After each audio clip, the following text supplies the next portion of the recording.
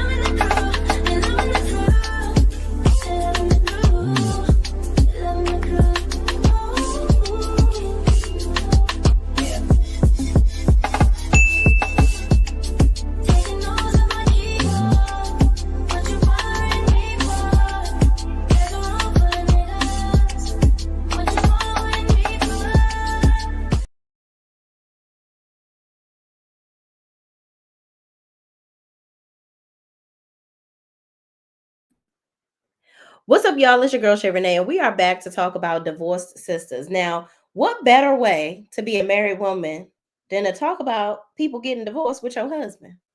Yeah. Right? So, y'all, we are joined tonight by my husband, Brian. Okay. So, I forced him to watch these 2 episodes, and I really feel like this is a show. Now, I told y'all I was done with Tyler Perry and all of his shenanigans, but here we are. Okay. He done sort of sucked me in again. Okay. But I feel like a lot of the dynamics that were shown in the first 2 episodes, I think it's great to get a male's perspective on some of those things. Also, I wanted to watch the show because I really wanted to support Kadeen Ellis. And I love me some LaToya Luckett. So I thought it would be a great, great way for us to just kind of pair and share some information on this. Today is Father's Day, by the way. So. It is Father's Day. Happy Father's Day to all the dads. Happy Father's Day, Brian. Thank you. Thank you. Also, to Bruce, if you ever see this, because he liked the Always White Front to Back podcast. So, oh yeah. So y'all, quick story, quick fun fact. We used to do a podcast together called Always White Front to Back. It's on actually, if you go to Shay Renee Says, our old episodes, I think we had like 9 episodes on there. We did really good. He doesn't really well. Okay. He doesn't really like to be on camera. So we stopped doing the show. Outside of the bedroom. Whatever. So I sort of convinced him to do this with me again. So we'll see how it goes. All right, so let's look at some of the comments. Miss Linda Gamble is in the building, the hardest working woman on the YouTubes. Okay, she says, hey, Shay Renee, what's up, what's up? She also says, hit the like button on your way into the chat, y'all. And y'all been listening to Miss Linda because she don't play. My friend Tay is here. That's my friend, Brian. Tay says, child, I feel like throwing some hair on and coming over with you. Look, if he wasn't here, Tay, I'd be all for it, sis. Be all for it. He talking about what's going on here. Yeah. I'll show you Tay. I watch her videos all the time in the living room, and she does like the court cases and stuff. All right, I'm with it. All right, he'll know you when I show the video. Linda Gamble says, "Don't mention any content creators in the chat, please, and thank you." Yes, y'all been listening, Miss Linda. Sonia Goodry says, "Hello, everyone." And Linda speaks back. I was going to do some pre-records. Girl, go on and do your pre-records, girl. But we about to talk about some stuff. So you might want to stay here. Okay. Sonia Goodry says, hi, Shay's husband. Oh, that's what I thought I read that. How you doing? Awesome. When Tay Talk says, oh, we got the hubby in on it. Happy Father's Day, Mr. Hubby. Thank you very much. Much appreciated. Sonia says, happy Father's Day as well. My girl D is here. Good evening, Shay and Chad. Who is your co-host? This is my husband, D. He is here joining in. Holidays. Happy Father's Day, Brian. Thank you very much. Thank you, ladies. I appreciate that. All right. I see why you do this. It's cool. Oh, my raggedy self ain't even speak. Hiding Shay and Brian. You are so crazy, Tay. Montrez James says, hey, Shay. Hey, y'all. What's up, y'all? I didn't even watch the Divorce Sisters podcast. Well, guess what? We're gonna talk about it today. We're gonna give you a little sneak peek, okay? Your husband. Happy Father's Day. D says that. And then Montrez Jones as well. All right, y'all. So let's get into the thing. All right. So let's get introduced to the characters, okay? Tyler Perry, I'm gonna take us off screen so we can go through this. Tyler Perry has come up with a new series called Divorced Sisters. Okay. Now, this is a spinoff from the original show Sisters. Okay. So Sisters, what are you trying to make sure Gavin ain't looking through the door? So Sisters is as you know, and a show that has been on, I believe now it'll be in its ninth season when it comes back, if I'm not mistaken. Sisters has frustrated us to no end. It was amazing in the beginning, and it is kind of taking its own turn, so it's kind of slightly refreshing to see something a little bit different. Also, we have some more seasoned actresses in this show, okay, and actors as well. So we have Latoya Luckett. She is starring as Rashida. We have Kadeen. She's calling herself, I guess her IMDb name is going to be Kadeen Indria, which, as we all know her as Kadeen Ellis, DeVal Ellis's wife. She's playing Geneva. Oh, We have Portia Coleman as Naomi, Brianna Patrice as Tiffany, and Jennifer Sears as Bridget. Okay.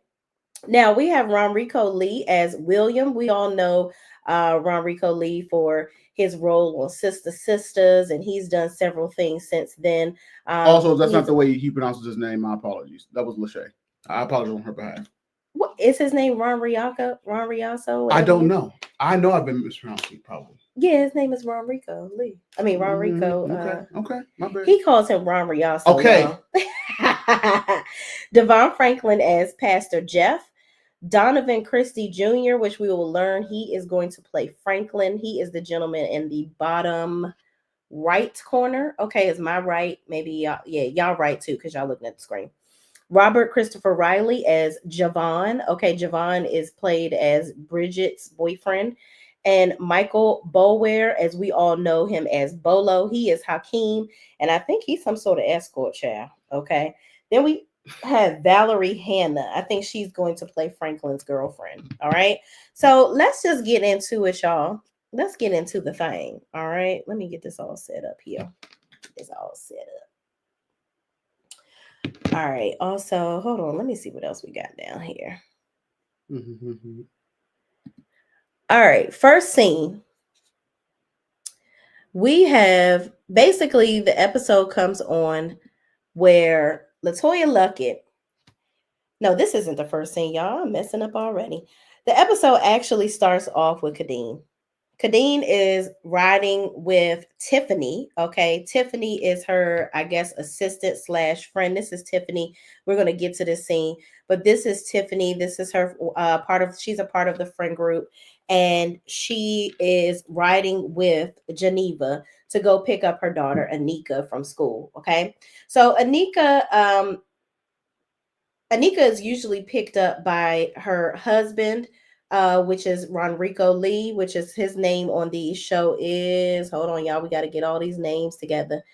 Bear with me while I work through all the moving parts. What was his name? You remember his name? I do not. I was still calling him Ron Riaso. You In no, my I mean, notes. what's his name on the show? No, that's how I was identifying. And by the way, I apologize in advance. For what? Excuse me. His name is William.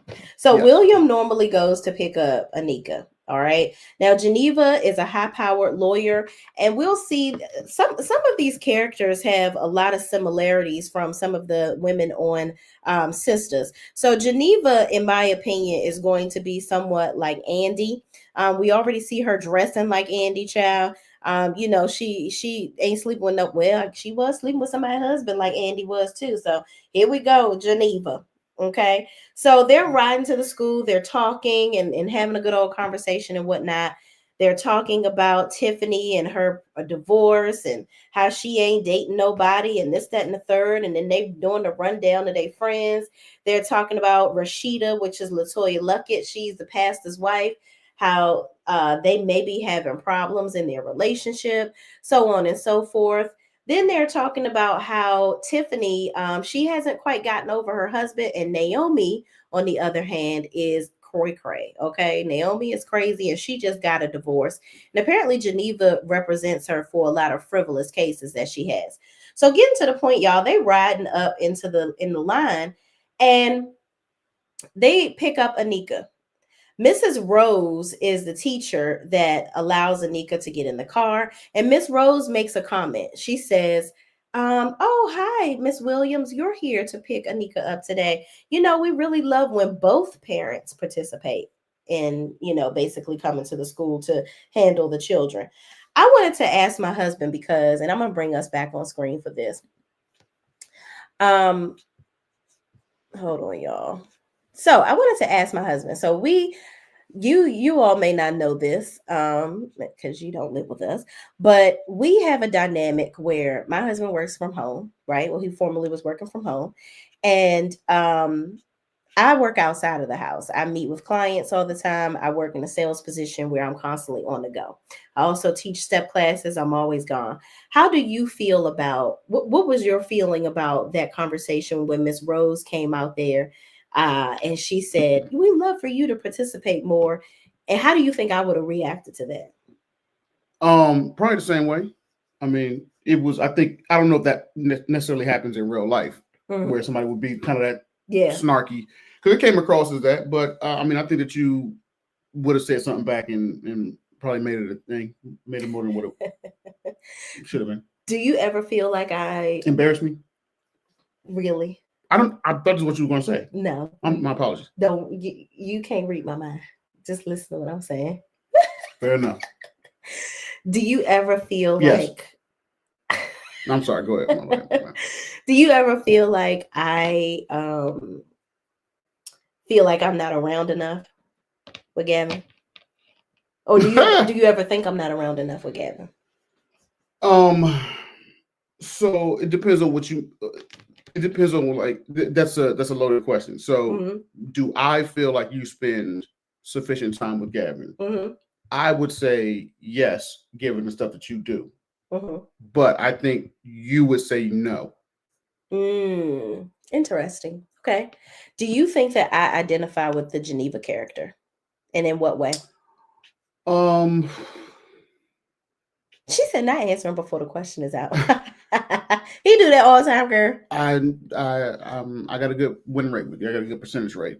Yeah, I think yes, when something like that is brought up. When something like that is brought up where you may feel like, all right, I may be thinking that I'm away from, my husband and son, but if somebody else brings that up or makes you feel like, oh wow, so that you notice it too, I think you would be in your feelings about it. So yeah, I think y'all are similar in that way.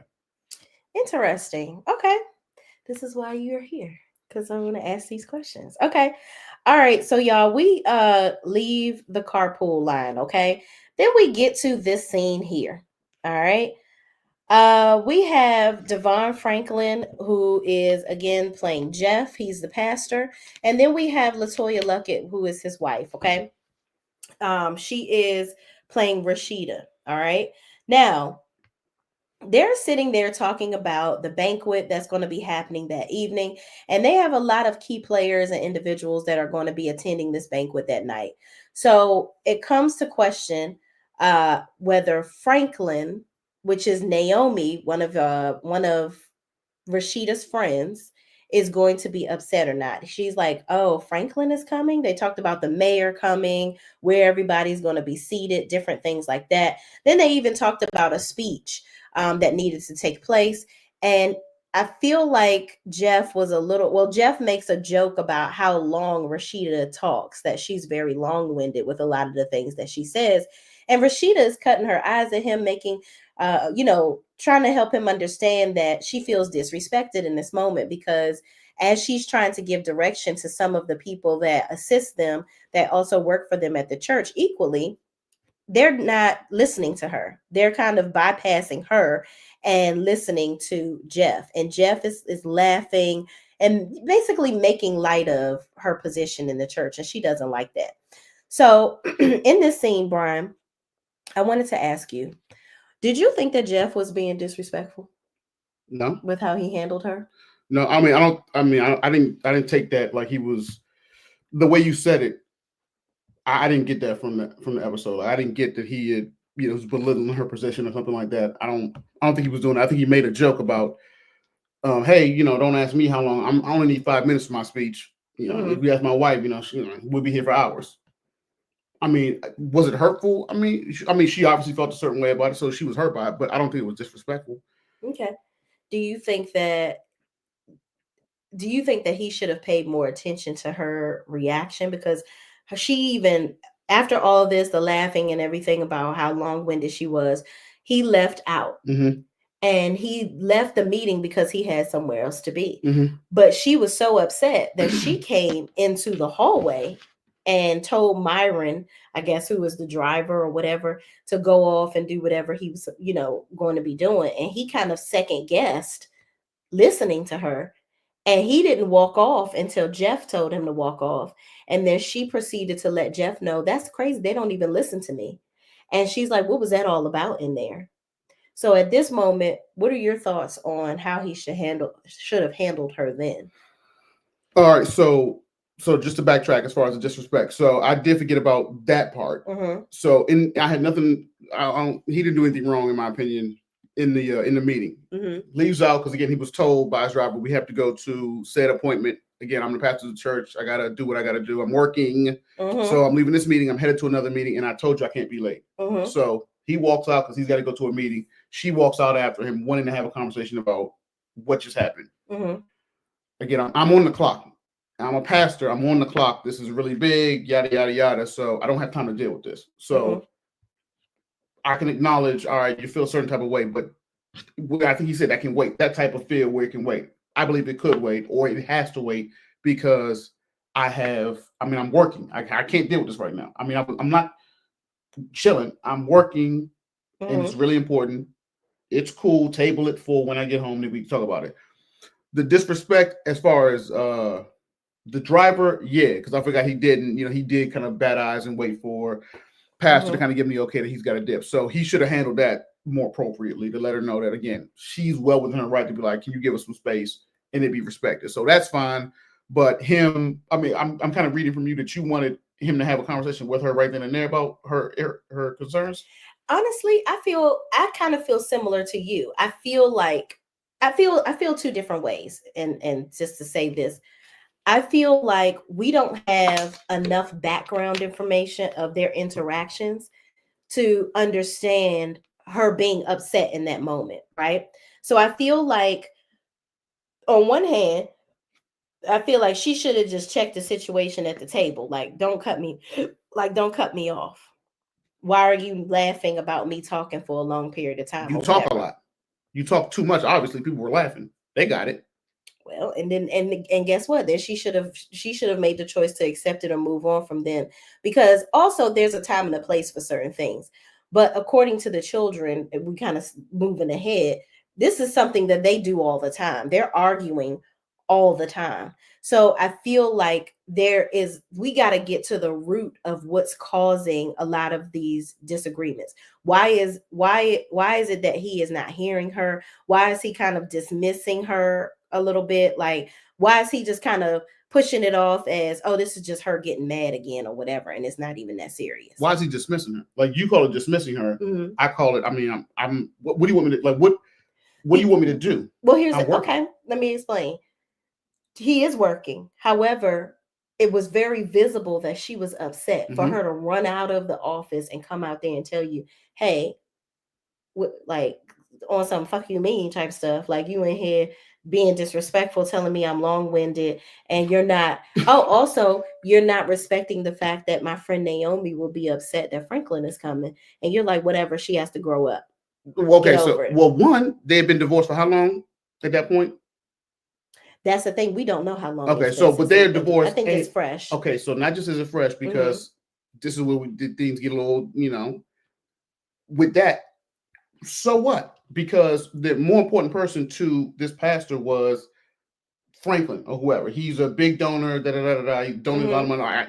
I need to secure that. Your friend, it's their business. They got a divorce, and by all admissions, she's crazy. She's suing him for even more money because she's vindictive by all the females' admission. So I'm stopping this because of what again? Because she's vindictive? Nah. Come on, man. Stop playing. So, but again, the dismissive part, I don't agree. It's not, I wouldn't say it's dismissive. I think the pastor said, let's table this for, like, I'm busy. I got a meeting to go to. We'll talk about this when I get home. I don't think that's being dismissive. It's saying I'm working, I'm on the clock. I have a lot of people that I'm responsible for. This is a mega church. Yeah.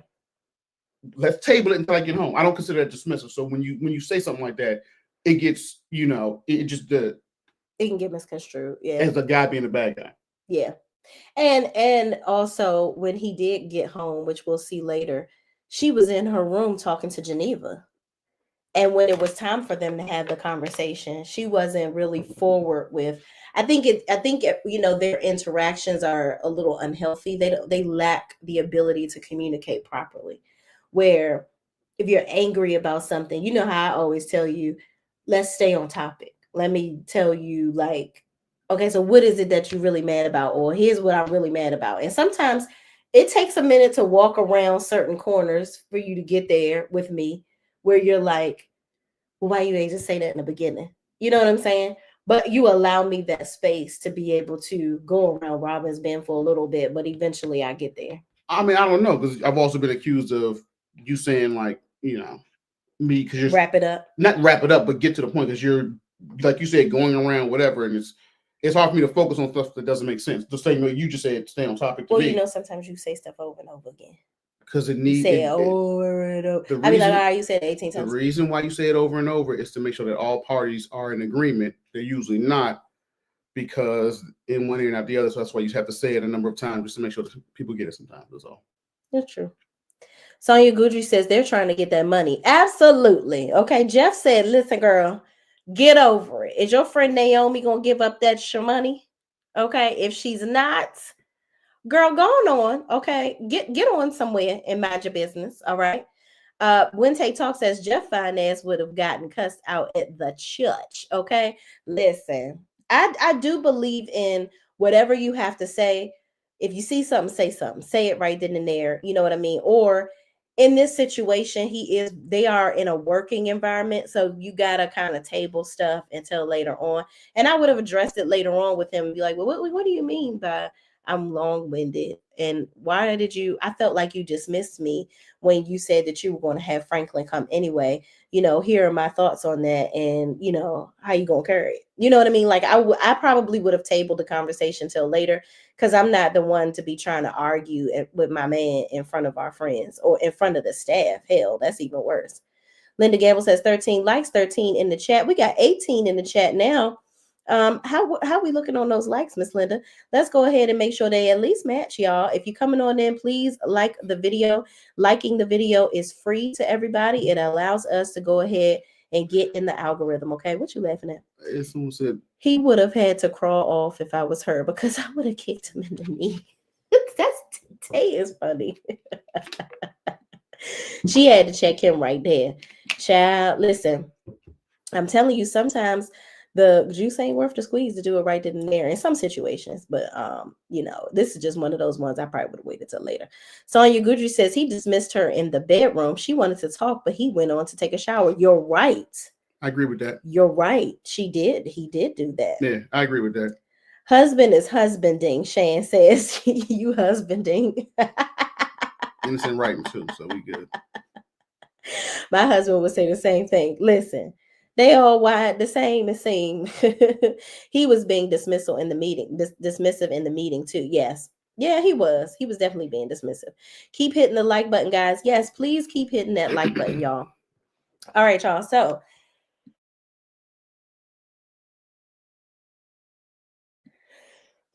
hold on, y'all. There's something in my throat. So no, I'm serious. You don't smoke? You fancy gas? Yes. I said sorry. Like I'm. Why? Yeah, I'm not doing it on purpose. Like I. Save it for later when I'm not around. So yeah. And yours ain't silent. But they are. You ain't smell it. See, so. Anyway, y'all, they get back to the house. Geneva and Tiffany pull up to the house, okay? And here come crazy Naomi standing there. She's talking about her Sweet Pea is in the building. What's up, Sweet Pea? Sweet Pea is one of my friends from high school. Awesome. I think she 40 yet? Yes. No, she is not. I don't think. Sweet, you don't turn 40 till August, right? Hey, she a Leo? Yep, I think she is a Leo. Awesome. But anyway, y'all, Naomi crazy behind. We're introduced to her. She's at Geneva's house waiting on her because there's yet another lawsuit that she is putting against her husband, her ex-husband, Franklin. Okay. So she is going on and on about whether Geneva is looking up this lawsuit, what she doing for the lawsuit, and all this, that, and the third. And Geneva and Tiffany are like, girl, can you just move on? Like, what the heck is going on? Like, let it go. You got $37 million from this man. Let it go. Now, I want to get your thoughts on this situation. For me, I'm going to say this. Talk to me. I think that it's kind of dismissive for her friends to kind of knock off, just say, oh, you got 37 million, move on. You know what I'm saying? Mm-hmm. I think we learn later on, she is a Leo. We learn later on that he left her. They have children together. Apparently, he left her for some 25-year-old woman. She's obviously hurt. They've built a life together. He's supposed to be this real estate mogul. Hold on, y'all. It might be hot in here. So, I took us off mute. He's supposed to be this real estate mogul, billionaire, whatever. So he has all this money. So he had to give her half of his money. So women think that you should be happy you got the money. What is, you like, get over it. But I'm looking at the situation like, obviously she's not happy. She lost her husband. She would probably rather have her husband than the money. What are your thoughts on men? Well, obviously without us having any context as to why he left her. Mm-hmm. What are your thoughts on that relationship ending? I mean, relationships end. Like, you know, I mean, if so, sure. Sad that it was a marriage that was ending, but he did, like, he's moved on. He's married another woman, so it wasn't like, you know, you may ask for closure, like, was it worth it? I need some chapstick. Oh, what? I don't know. All right, so I'm sorry. So they might say, all right, well, you know, you just cheated for what? No reason. All right, so listen, I probably should have cheated. It was my sister or whatever. She was younger. I chose to leave. Like I ended it, and you know, the guy filed for divorce, right? He files for divorce, so it wasn't like he just kept cheating on her or something like that. He files for divorce. They parted ways. She's upset even more so that the woman is younger, that she can't do anything about. That the woman is white, she can't do anything about that. So twofold. One, I think that her friends know this woman. They know her to be kind of one of those type of women where you're not who would be filing these frivolous lawsuits. So I think that kind of plays into them being like real dismissive of her because she's on one. Obviously, when they say get over it, they're saying, listen, it didn't work out. I understand that stuff. We can deal with that grieving stage, but now you're just doing too much. You got 37 million out of it. You're trying to rake the dude over the coals. You're trying to make it seem like just because it ended, you want him to be destitute behind, like that type of thing. Versus it ended. I was wrong because from what we know, he cheated.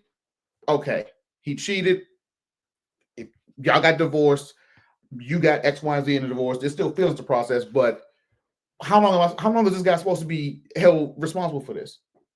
Yeah, I feel like at this point, your divorce, it's not even just about the money. It's the fact that he doesn't want you anymore. You know what I'm saying? Like, if you and I were to get a divorce, I'm not chasing after you. Well, you don't know what I'm saying? Whoa, like, come on now. Well, I would hope. Let me say, I would hope, me and my personality, I would probably, depending on how it ended and what you did, saying. Depending on if you cheated on me. Why is it that I said if? Because you can also say if you know, I'm saying in your scenario, why aren't you the one that's messed up? Okay, if I messed up, whatever. Because Geneva was cheating too. So she cheated, he cheated, Geneva cheated. So it was a situation on the show where a man cheated and a woman cheated. The Franklin guy cheated and Geneva cheated. Okay, so we got, and at least in the Franklin situation, he married the woman he cheated with. So he broke up one home, but then he started another one. He at least did it that way. Versus just Geneva. We ain't about to give him no credit. I'm saying the Geneva character cheating and ain't said shit. So what do you want me to do? At least this dude said, I cheated. I'm sorry. Well, who is the bitch? Is she worth it? Was she really worth breaking your house up? It turns out she was. What's the Girl, you What can't we get do? that time or that bum back. Take that money, get hypnotized, and forget her. Tay also says Brian, he got the lady prego while they were together. Ooh, Okay, so I did one. not Okay, that. neither did I. So okay, so if that's it, again, he's in the wrong for breaking the vows. Now, with that being said, did he still file for divorce or did she file for divorce? Because if she filed for divorce, that's even more reason like, all right, well, what do you want me to do? You filed for divorce. Yeah. I think honestly, just to kind of, but he should have done that. Yeah, I think she's ultimately Yikes. torturing herself by constantly looking at their pictures every day and making up fake Instagram pages and all this stuff so you can see what they're doing.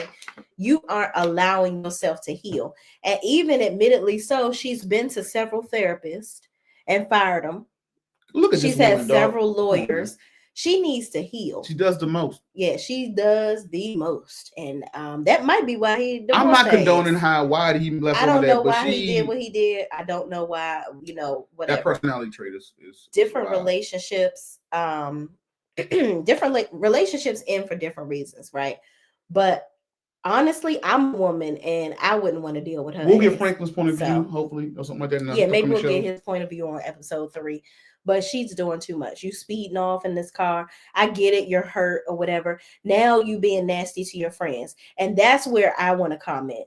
I have friends that they've gone through situations with different men or whatever. And for me, I ain't fading that. Okay. If you got a problem with some ninja, he doing this, that, and the third to you, and I'm trying to help you, you can take my advice or leave it wherever you like to go. Whatever you like. You do whatever you want. Okay. But what you will not do is disrespect me and tell me you firing me as your lawyer. If I'm Geneva, I would have never took the damn case because you know your friend better than anybody. You know she's a bitch because clearly homegirl's a bitch. You walking around you dressed up. Why do you have this dress on? Where are you going? First of all, she can wear whatever she wants to wear. She's an adult. So, but where you going? First of all, I got 37 million, so I can go wherever I want to go. That's the first. But where is you going though? Okay. You got this green. I'm going to get some boxing gloves. What do you like? You talking? Yeah, she's definitely getting some boxing gloves because she angry. Yeah. But it's not cute and it's not okay. Yeah. And you're being nasty to everybody around you. Because now you done lost your husband. Now you about to lose me as a friend. Because I ain't got time for this shit. Okay. So moving on, she storms off angry because obviously her friends are like, girl, this you tripping again. You'll be all right. You'll be talking again. Whatever. Go on, fire me, whatever you want to do. I'm your friend. I'm gonna take your bullshit. But girl, go drink some water and get over it. So she leaves. And then Geneva is standing there talking to Tiffany, and Bridget calls. Okay. So Bridget calls her to basically tell her that she feels like, just to let her know that, listen, Rashida and Jeff are going through it. Something's going on in their marriage. I don't think everything's, y'all, as y'all know, things ain't going right. If you haven't heard, that's the case. And we just want to make sure that whether or not y'all have talked to Naomi or not, because Franklin may be coming to the banquet tonight, and we want to make sure Naomi ain't coming. So is she coming or not? So Bridget is kind of releasing the tea, and they said in the car that Bridget, some about Bridget got loose lips. She always telling some shit. But here's the thing. I found this, and tell me what you think, Brian. And this is all about watching, you watch a lot of movies and we watch shows and stuff. What are your thoughts on the character development thus far on this show? Because, and I'm going to tell you my thoughts behind that. I feel like with Bridget telling them. Yeah, I'm sorry. Which one is Bridget again? Bridget is her. The assistant. Rashida's assistant. Okay, all right. I got you. Yeah. So Bridget. Oh, I'm sorry. Rashida's assistant? Yes, this is Rashida. LaToya Lucky. Oh, okay. Yeah. Bridget. Right. Okay. Yeah. I'm sorry. Yes. The glare. So. Make this brighter. So Bridget is telling the girls, oh, they having problems, blah, blah, blah. As y'all know, is but what are the problems? All we've seen is that petty you know what I mean? That petty argument. Well, I'm looking at it as slightly petty. But I'm reacting because obviously she's acting like this from a buildup. you know what I mean, of arguments that they've had. So I just feel like the girls aren't really for certain that they're having problems. They're just kind of guesstimating. So for Bridget to say that, it just feel, I don't know. I'm that just life? kind of. I mean, first of all, we 2 episodes in. Right. How much can I give you? If I give it to you now, then what's the point of watching for the rest of it? Like, don't you want to see how we got to? Like, it's only been 2 episodes. Yeah, but in Tyler Perry world, do we ever? Well, hold on now. I don't feel you like just we told ever me figure it out. You kicked it off by saying, "Oh, child, I told you I wasn't gonna watch no Tyler Perry shit." Well, so which one is it? He tried to do a little different, and you on his ass. And if he does it the same way, you can say Tyler Perry back on that bullshit. So, what do you? I don't understand. He never gives character development. Okay, though, so because with Sisters, we still don't know what the hell happened in college. That's fine. This is Divorced Sisters, and maybe he's learned from his mistakes. We don't know yet. What we do know is that we're 2 episodes in. We know that this woman has been her assistant for some time, enough time for her to feel like there's something going on. How much stuff do you know about your friends' relationships that unless they tell you, or I get the sense of something? You don't know until how many times a year I've been like, I had no idea that was going on, because you don't know. So let's wait to see what jumps off in episode next. And like before we reserve judgment on character development, it's 2 episodes. Developing a character? You're right. You is smart, you is kind, you is important. Bring me back to reality. But I don't got no good. I don't have high expectations. You watching the show? I am watching it. We're gonna see. We gonna see. I will be hurt because he and his clear girl are everywhere with our friends. Yeah, don't be bringing your chick around. Don't do that. Friends. This is my. Is that his wife now? What do you mean? Our mutual friends. This is my wife. And by the way, I was also invited by my friends, our friends. And by the way, the third layer is they don't really like. The problem that I'm having is you, as her friend, are saying she's a bitch. So somehow I gotta not show up because this bitch is showing up. Come on, man. Yeah. Which one is you want to have your cake and eat it too? It seems like I can't bring my wife around. I shouldn't have cheated. 100%. I broke up my marriage. Mm-hmm. I did, however, remarry the woman I cheated with. So it wasn't just like I broke it up for nothing. I did marry this woman. We're starting a life together, and we're around some friends. And by the way, my ex-wife, it don't seem like she was the best character person. Her own friends are calling her a bitch. So I don't know why we're up in arms about me bringing my wife to this thing when, y'all, here come Naomi with her whatever ass. But, This is true. Sweet Pea says SMH obsessed stalker vibes. Yeah, she's definitely giving stalker, Naomi. And when we worried about her showing up? Yeah, because it's not like they want to uninvite Franklin. You catch that? They didn't say uninvite Franklin. They saying make sure Naomi don't come. So, we made our choice. Yeah. And by the way, that's and with Franklin most is giving up that shmoney. When Tay Talk says when she couldn't get in Geneva house, exactly. That's a good point, Tay. Because if you somebody's Geneva and Naomi are supposed to be tough tight, that's your friend. Like, if my friends come over here and you here, you won't let them in. You know what I mean? And some of them even have the code. You're not gonna let them in. I'm joking. Some of them even have the code to the house, so they can just come in my house. You know what I'm saying? So, like for my friends to just show up here and they can't get in because I'm not here. That lets you know you ain't really her friend, sis. She don't really value you like that because you're something's going on with you. She said she couldn't get in Geneva house, and then she was walking about with that lingerie on with the friends and staff there. Like, when you gonna wash your ass, Naomi? Yes, because you just had your whole rendezvous with Bolo, and you walking around savoring in it.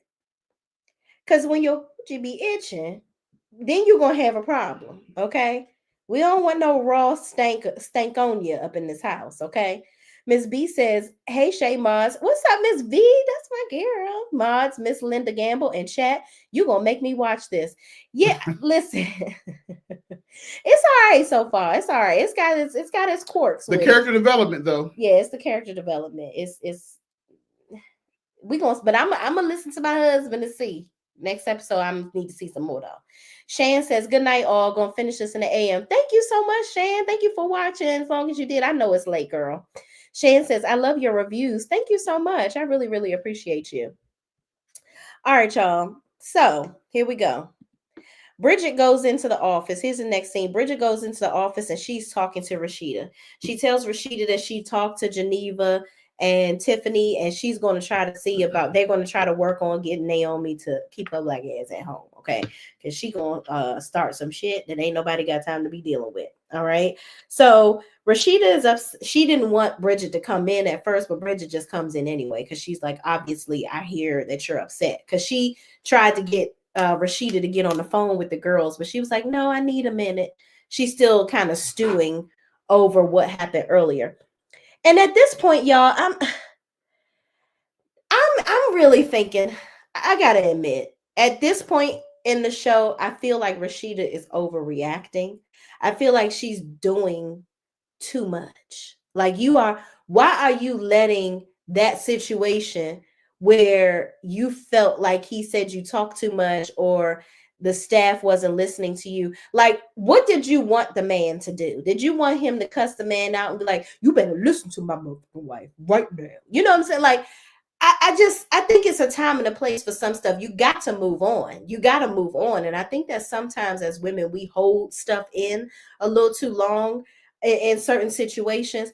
I would have, now later on when he dismissed her at home, now I'm about to dig in your ass because I let this go earlier and I let it go. I let it ride. I ain't let it build up and be real stank. I wanted to have a real conversation with you and you still dismissing me. I don't like that. Okay. Can I interject? Yes.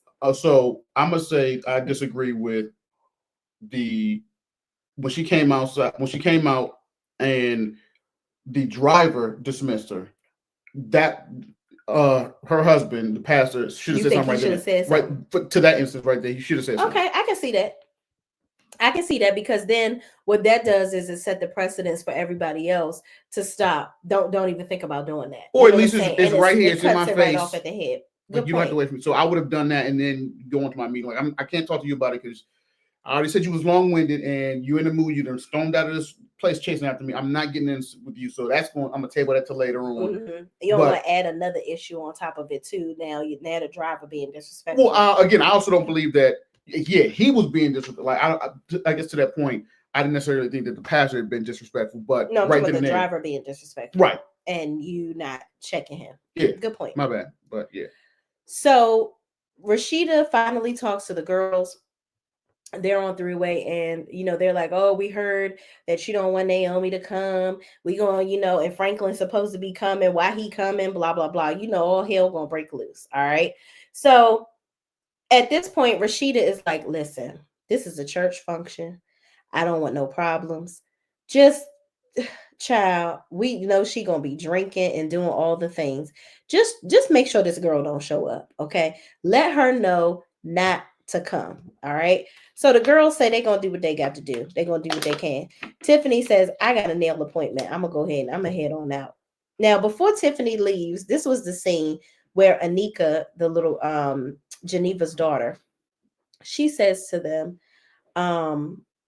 damn pretty lady, or something like that. No, she's playing with her dolls. Dolls, and she says, damn pretty lady.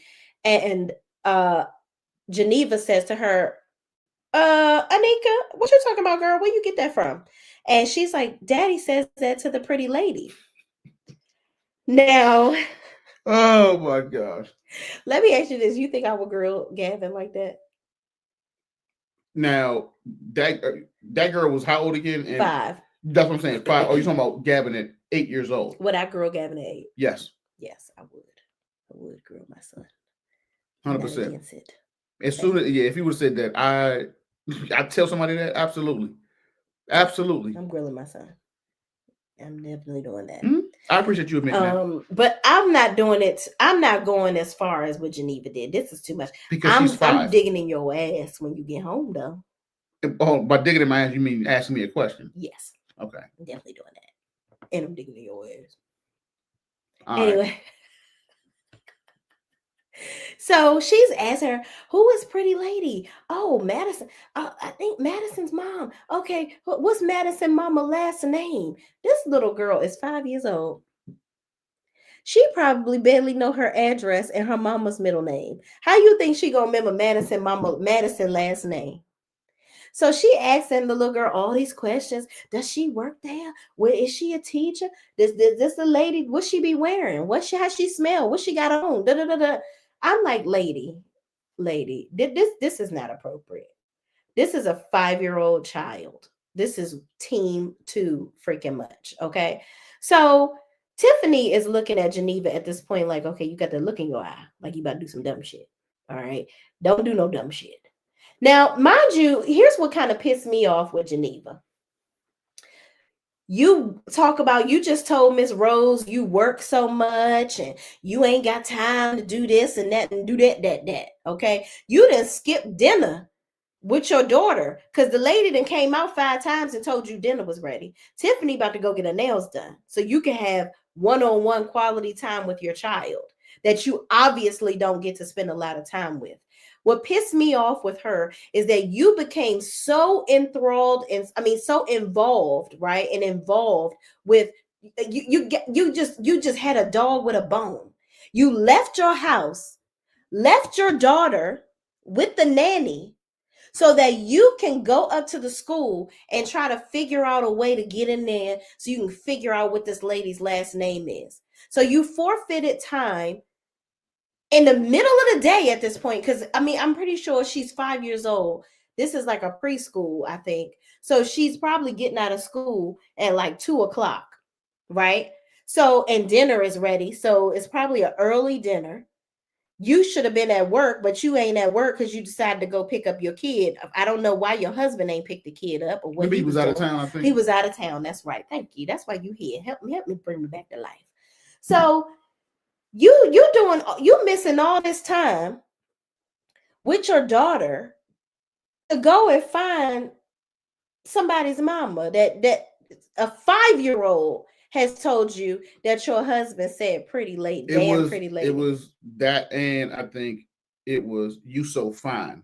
So it wasn't just a pretty lady. It was that and you so fine. I think that's what got her kind of riled up. Yeah, but then you went over here. You called Miss Rose. Miss Rose told your ass, no, you cannot come in the building. Okay. And then she got an attitude problem anyway. So you think Miss Rose got an attitude? I'm sorry. I'm being whatever her name is. Geneva. Yes. Oh, you're being her like, oh, Miss Rose got an attitude. Yeah, she's delusional. I mean, you've been there, so yeah, 100%. How I been there? Come on, man. Miss Burley. No, that woman at Costco. Or Miss Burley. Or anyone that makes What woman at Costco? That woman with the blonde hair. No, because she's a bitch. Okay. No. Because that lady, she didn't have to do it accountability. Like that. She didn't have to do it like that. Okay. Because you had a whole no. We're gonna tell the story real fast. It's real fast. No, come on, dog. No. You're in the wrong. No, I'm not. Or maybe a little bit, but so what? Accountability. Okay? No. This lady, okay, at Costco, and she knows she wrong. Okay. My husband had a whole cart of groceries, and he had my Costco card with my beautiful photo on there. Okay. So he gives the card. She's like, this ain't your card. He like, oh, well, that's my wife or whatever. She's like, no, you got to get your own membership.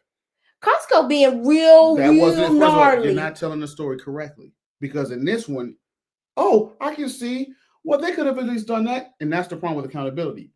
You're escaping it. You're deflecting. What actually happened is I had to get some stuff. It wasn't for any kind of household. It was for a function that I was going to. So I needed the stuff primarily. Shay gives me her card. I go there. Policy changed where it's not my card, and the person who's on the card with Lachey is not me, because I don't really go there. It's my sister. They said, listen, you're not on the card, so what you can do is go to customer service, have somebody, have your wife or whoever swap it out so that you can get on there, and then I can actually proceed for the checkout. I'm in the wrong. Policy says I can't do this. I'm sorry. I go back home. Well, I call you. You getting, you're not thinking rationally. You're doing all this type of stuff. You want the exception to the rule. The rule is if you're not the card member or not on the account, you cannot check out.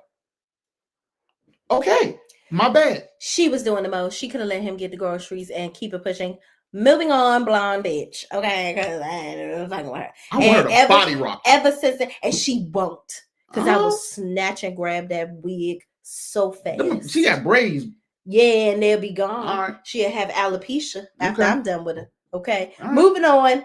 Because I don't get in her line to this day. Mm-hmm. Because I ain't got time for that. All right. I ain't got time for little baldy waldy fucking shit out. All right. Let them buy the groceries. Moving on. I'm over here trying to think, yeah. I was wrong. Why you gotta be so nice? That's not being she nice was doing she was doing too much. You doing your job too well. So that's a lie. Don't you like customer service? You ain't getting paid for that. She ain't getting paid for that. Great she could have let service. You go, and I'd have added you next time. Oh, you'll add me next time. I get it. Everybody want to add me next time. Moving on, because what was we talking about? Anyway, Geneva went up to the school or whatever. Look what Tay say. She said, I don't trust her, Shay. Look, yeah, we don't trust her. We don't trust her. Oh, giving you the real tea in the chat. That's my friend. He funny as shit. You know, you see his video when I'm watching his videos in the living room too. These are people you see all the time and they talking. He says, nah, I'm on your side. With the Costco? Friend. Yeah, she was doing too much. Me and my homegirls do that all the time. See? I'm enforcing it. No, you did. He too. Let me tell y'all, this man is green. Okay, green. He is too. He think we live in Mayberry. Okay, he just. Oh, I'm wrong. Let me go do the right thing and make it. And let me go get a card. Society runs on doing the right thing. He'll be to pay the whole nother fucking membership, and we live together. Crazy. Moving on. D said, now, Shay, you acting like that guy in Straw that broke this jar at Taraji's feet because they couldn't get that stuff on Wick. Now, Thank you. Who, by the way, she was mad at. Now, you know damn well that you don't need to be getting. Thank you. D, thank you. This one was doing her job. But you know what? Sonya is right. She said, I go to self-check. You should have went to self-checkout. You know what? We ain't even done with episode 1. We talking about damn Costco. Moving on. He know what to do now. He just go with me now, y'all. He don't even want to go by himself. Or he go with my sister. My sister. Well, she my sister. They blood related, but she really my sister for real. But moving on.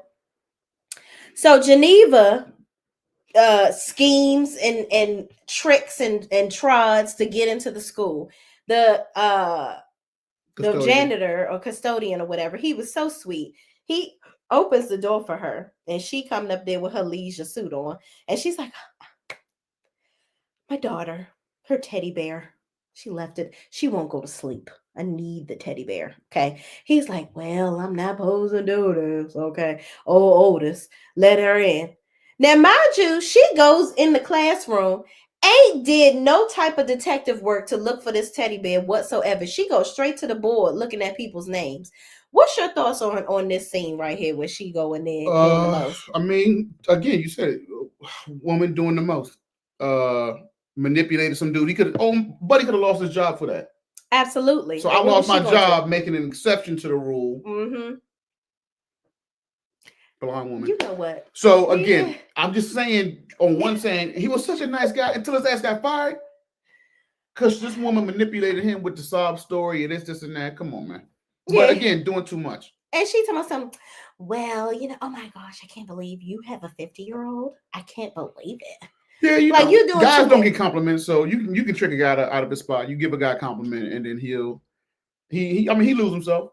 But Mr. Otis, if that was really him, he would have been like, you ain't looking for no teddy bear, old lady. No, like you ain't look for not a goddamn thing. First of all, I can't show you everything in the scene. I'm showing that I'm in the room now. I mean, I did a little. She walked right to the chalkboard. She saw the little girl. She saw Madison. It was like boom, shakalaka. Houston, last name? Oh, okay. So then he starts telling the business.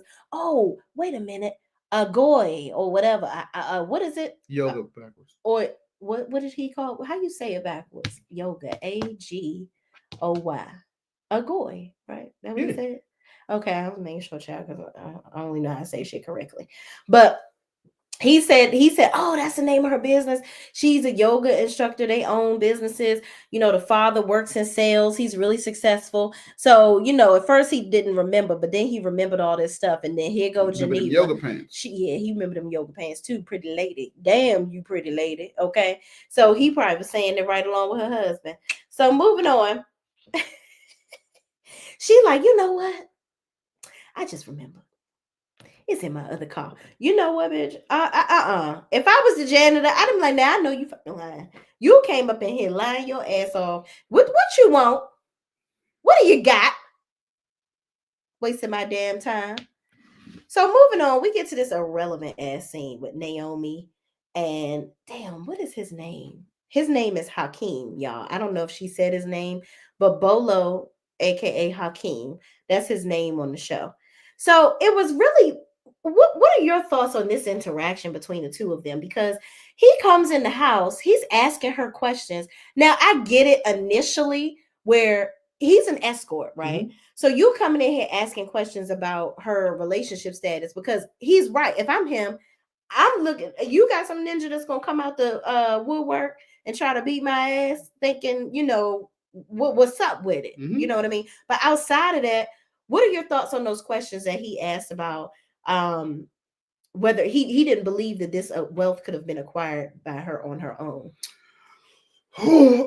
Well, I mean, I get it. Is that realistic? No.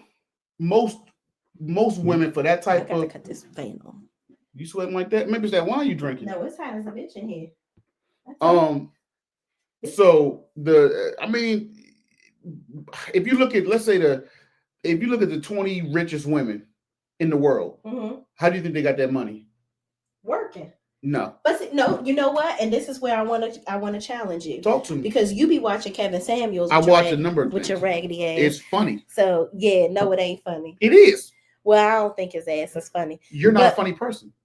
Yes, the fuck. They'll tell you something different. You don't think I'm funny? You's a damn lie. You know it. You know you's a lie. You don't think I'm funny at all. Oh, don't do that. Okay, I didn't say at all. Anyway.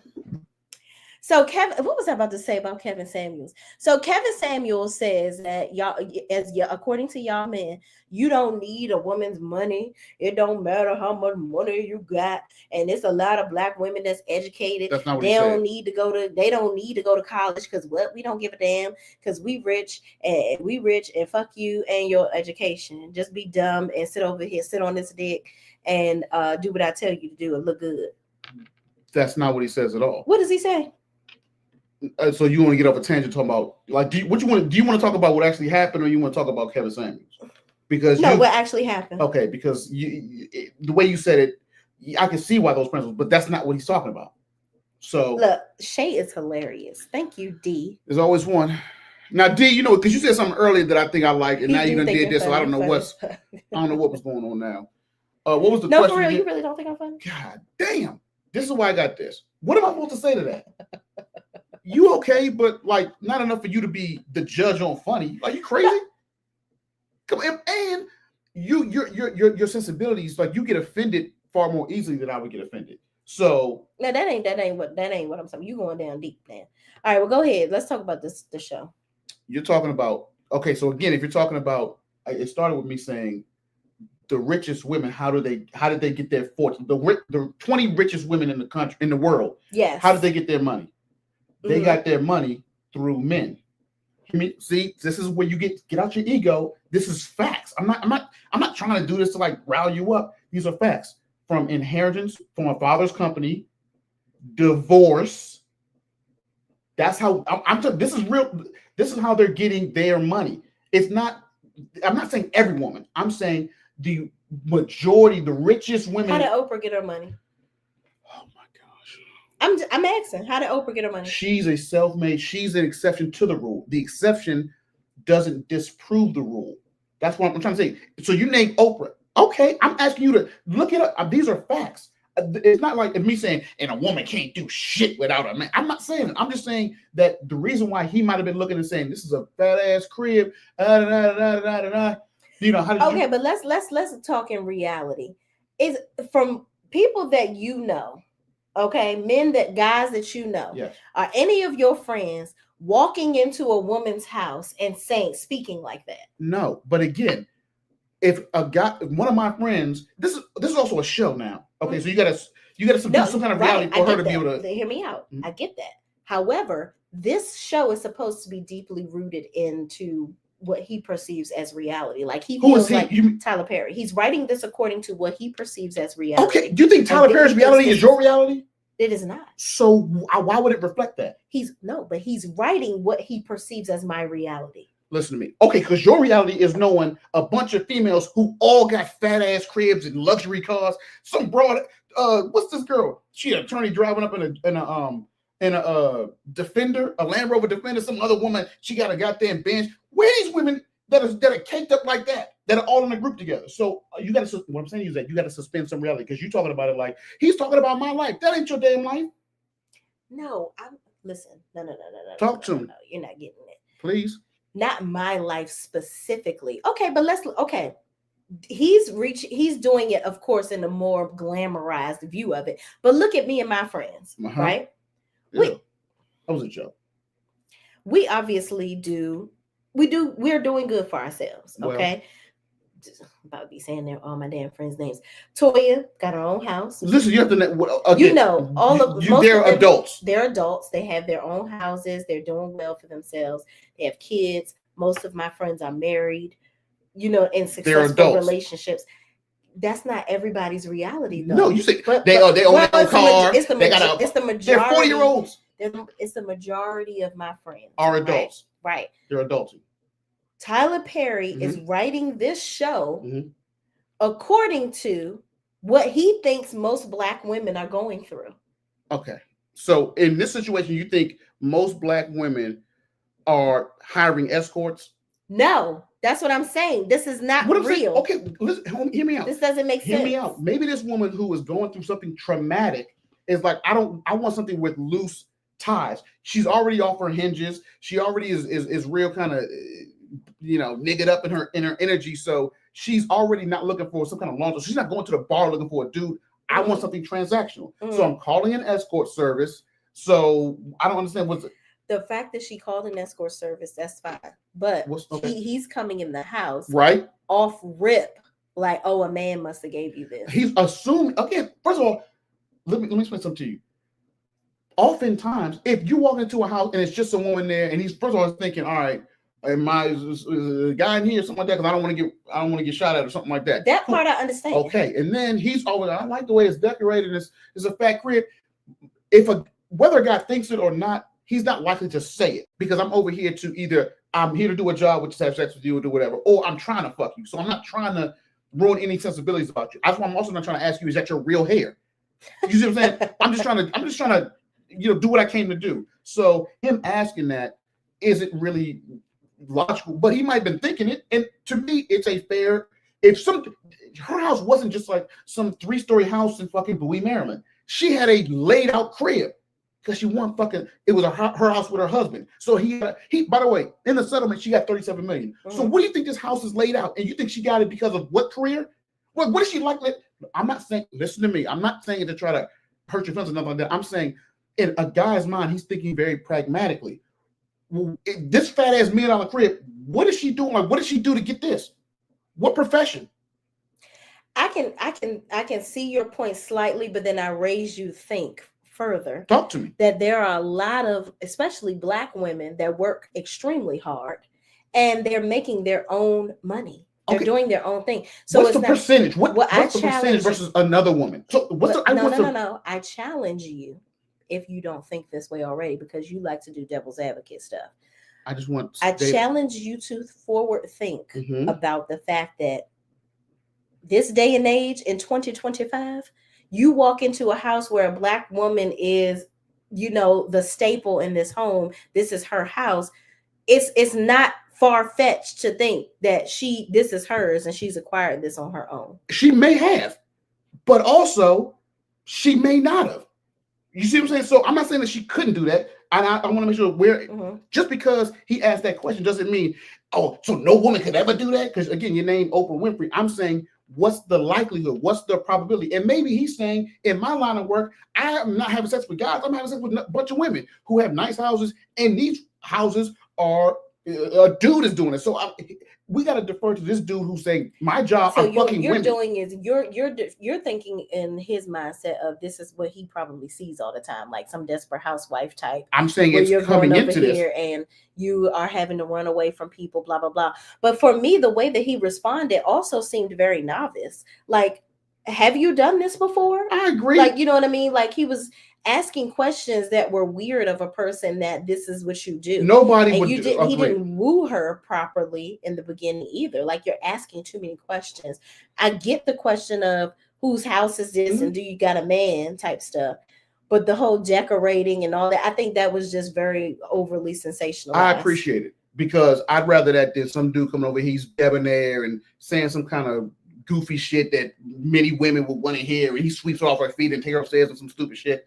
Let somebody, because not every guy's like that. So maybe he comes in, maybe he's awkward as hell, maybe he says the wrong thing and he dry the coochie up or something like that. So what I'm saying is that that art imitates life. So every woman can't come in there on some Morris Chestnut type of stuff. Some dudes are awkward, even though they may have a build, or even though they should have been more seasoned in this, in the art of escorting. He was, he was corny.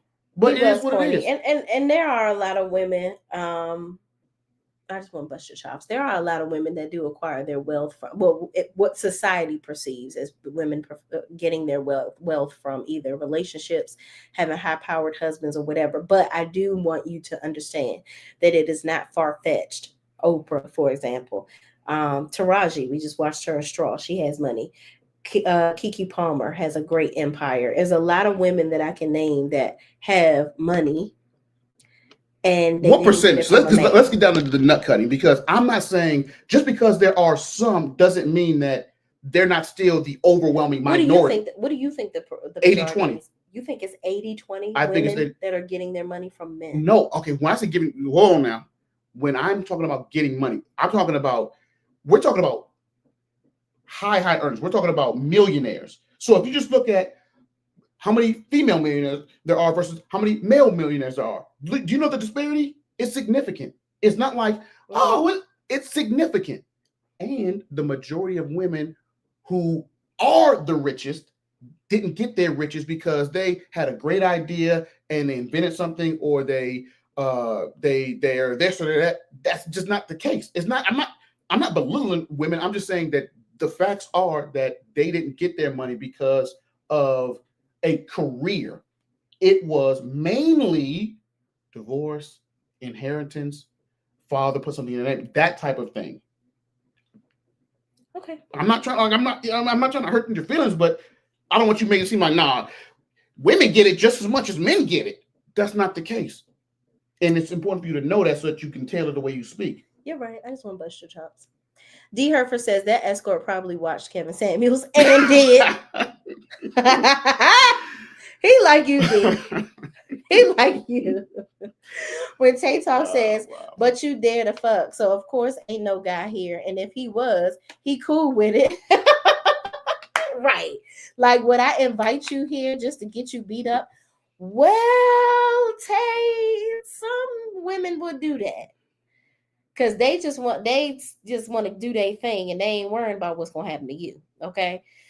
Tay also says he's a prostitute, so he shouldn't be questioning her her situation at all. I'm quite sure the agency vetted her. Well, we don't know what type of back alley stuff she doing, where she found him at, child. But what is it to him if she did or didn't? That's also very true. Yeah. Like, long as she paying you your money, why you worrying about all that?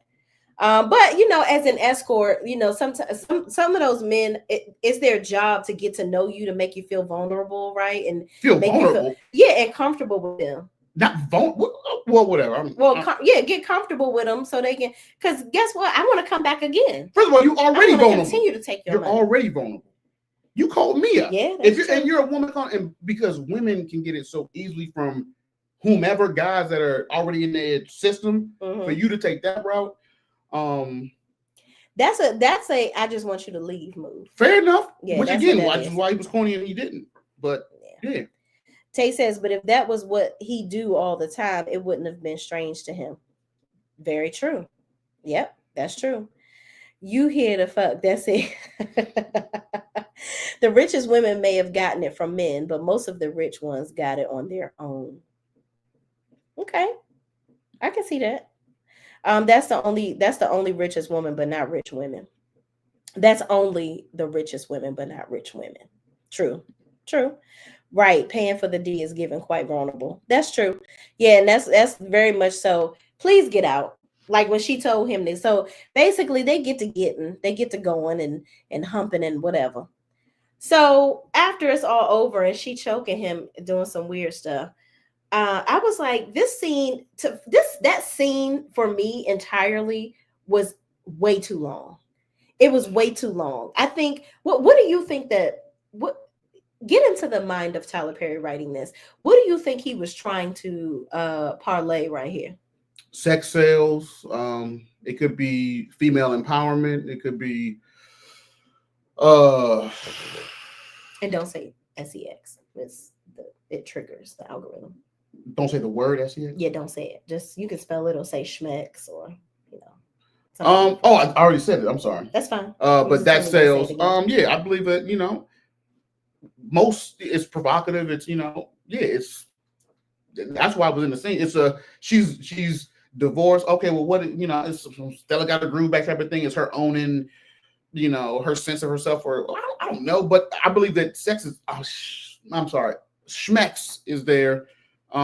Just because again, it's in almost anything nowadays. So yeah, I agree. It's in almost anything, but I feel like just overall, what I'm looking for in this moment, with the scene being as long as it went from they did the do, okay, they're showing that this raunchy old scene, then all of a sudden she telling him to get out and saying it disrespectfully.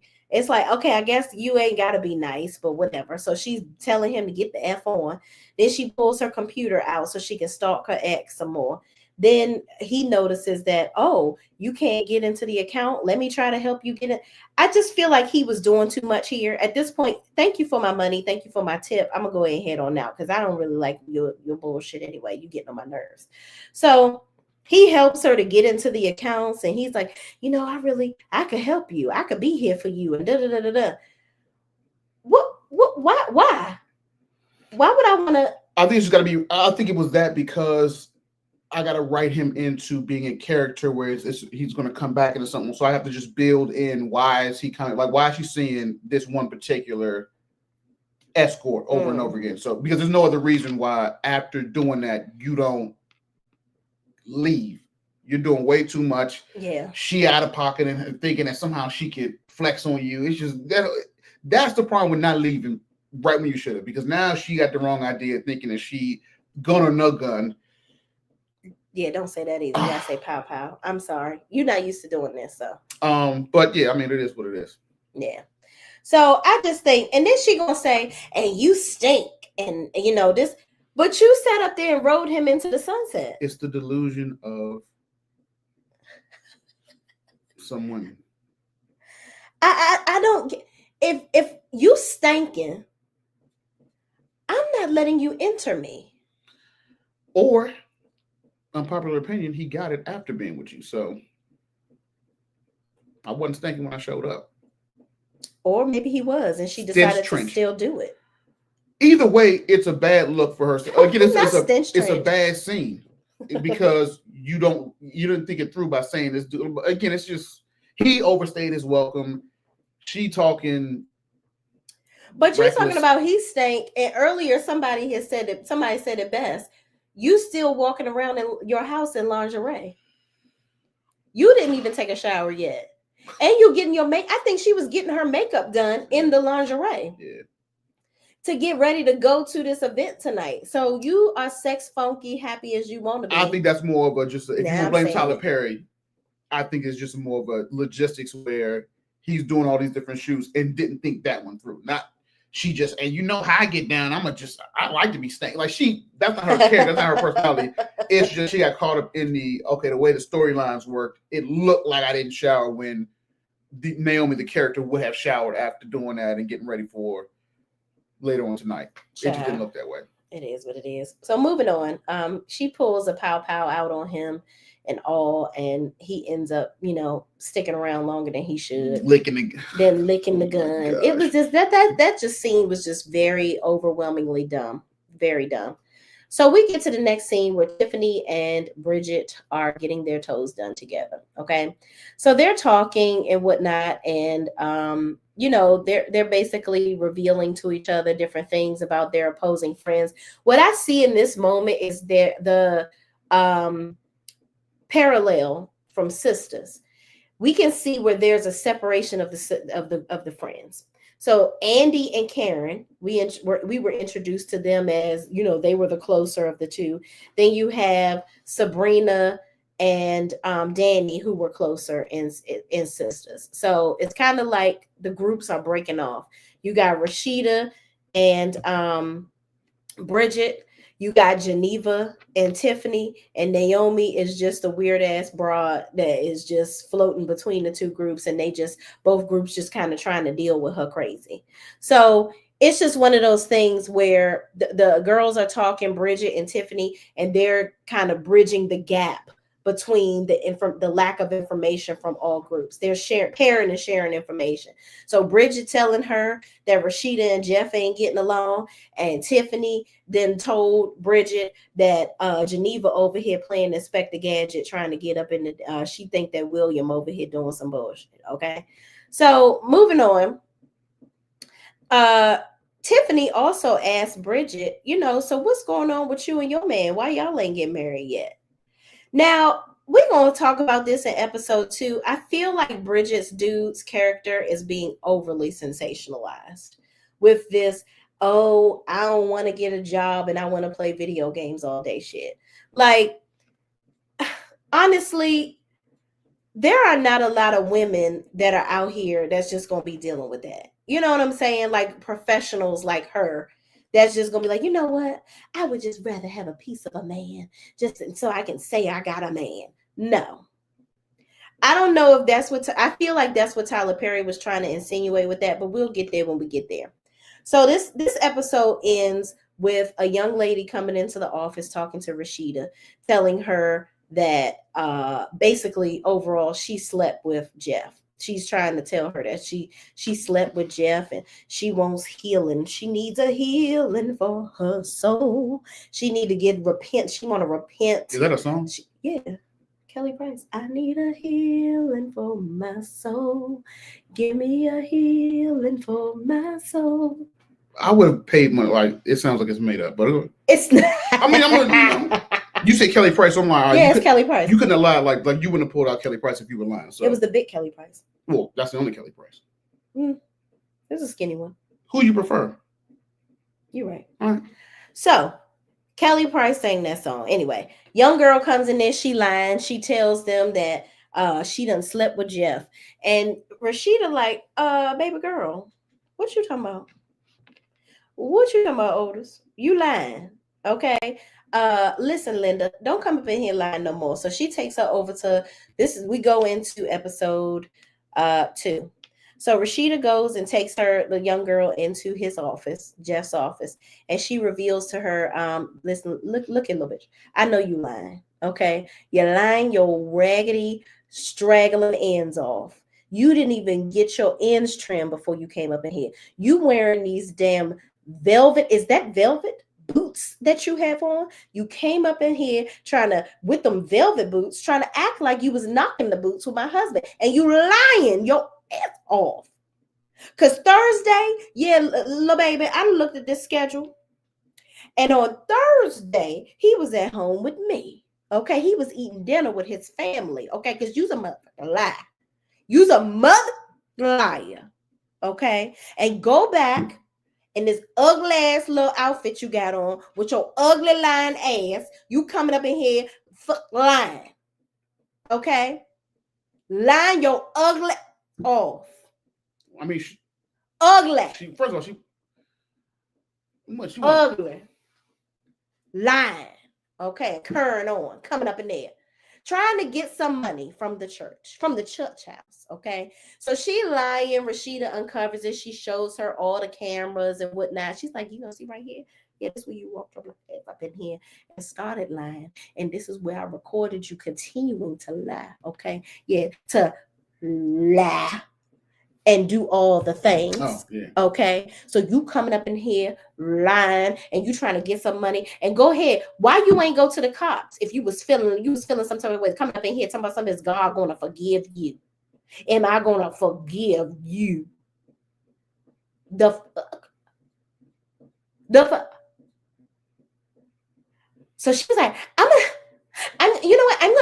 I'm gonna handle this. I'm gonna get my lawyer. She's like, oh, okay, what you gonna tell him? Why you calling the lawyer before you calling the cops? The fuck? So what you think about that scene? What was the point? I didn't really understand this. I'm not a PK, or we ain't all. You grew up in the church. Is this something that is common for people PK. to be coming up in here? Pastor kid, is that something people growing up in the church and trying to hump up on the pastor and just making up stuff to get money from the church? Well, not at my church. But my church was trill, but that makes sense. Like in the storyline, yeah. Because it absolutely goes on in the church. Absolutely. Was your church trill, or did they have enough money to be? See, if I was a different type of dude, I'd put these paws on you for disrespecting and blaspheming. But not like that's. And I was going to say that I'm glad that they insulated themselves with cameras, because you got to do, especially because if they didn't have the cameras, now I got to deal with my wife giving me an ear beating about someone who's lying. I got to try to prove my innocence. And if I did cheat before, now listen to this. If you did cheat before, if I'm the preacher and I cheated before now, but what if they had to turn the camera? What if he could have turned the cameras off? He knows the cameras are there. He could have turned them off for those rendezvous. The difference is if the cameras are in working order, but after 7 o'clock, after the quiet, the cameras go off. Now I got an issue. Because it's coincidental that every Thursday. So come on now. So but that's proof. Yeah, that's true. In your office, the cameras go out at the same time. Come on now. So, but I'm saying if you didn't have those cameras, that's why you got to have the proof. But no, that scene is legit because it happens. Absolutely. Okay. You think women aren't vindictive or lying or what? Are you what? Child. You think women don't lie on a man? She had this Kohl's sweater and dress on. If she came in there dressed like some harlot, you'd be like, nah. With her Chelsea boots on. Thought she was about to get her a man. I have to dress homely. I can't dress like some Jezebel. I got to dress homely, like I'm innocent and woe is me. I got to come cardigan, meek him out. If she came in here looking better than you, now what you gonna do? Now you're like, that's believable. Don't let this cardigan fool you. Now I pop this off. Don't do that. Don't do that because you think she got a better. You think she don't have a better body than Latoya Luckett? That cardigan, please. Who got a better body? A girl training. That's a trainer, bro. Guess what? Well, speaking of training, because you got how old do you think Latoya Luckett is in that movie or this thing? So Latoya Luckett's body and this young girl's body. So don't make it seem like take this little bit. Them little chicklet titties that little girl had. I'm not popping them up or nothing like that. I'm chilling. I'm trying to tell this woman that little girl look like their daughter. And by the way, the daughter look older than Latoya Luckett. You did say that. You said that. I'm like, girl, how did they try to say this little girl was? Because she looked about 42. She don't look that old. She looked 42 years old. No goddamn way she Latoya Luckett's daughter. Moving on. So we got King Dingaling coming up in the office with Geneva. I'm sorry. Okay. The man that got the jumbo peen, I guess, that she was hopping on and carrying on and cheating on William with. Okay, she was cheating on William. Well, William is which one again? William is Ron Riasso. Is Ron Rico. So stop calling him Ron Riasso. Okay, so hold on. I'm saying it wasn't in there about him having some old big old Johnson or something like that. She cheated with. Was that in there or you just like ad-libbing? It was in there. All right, my bad. All right, cool.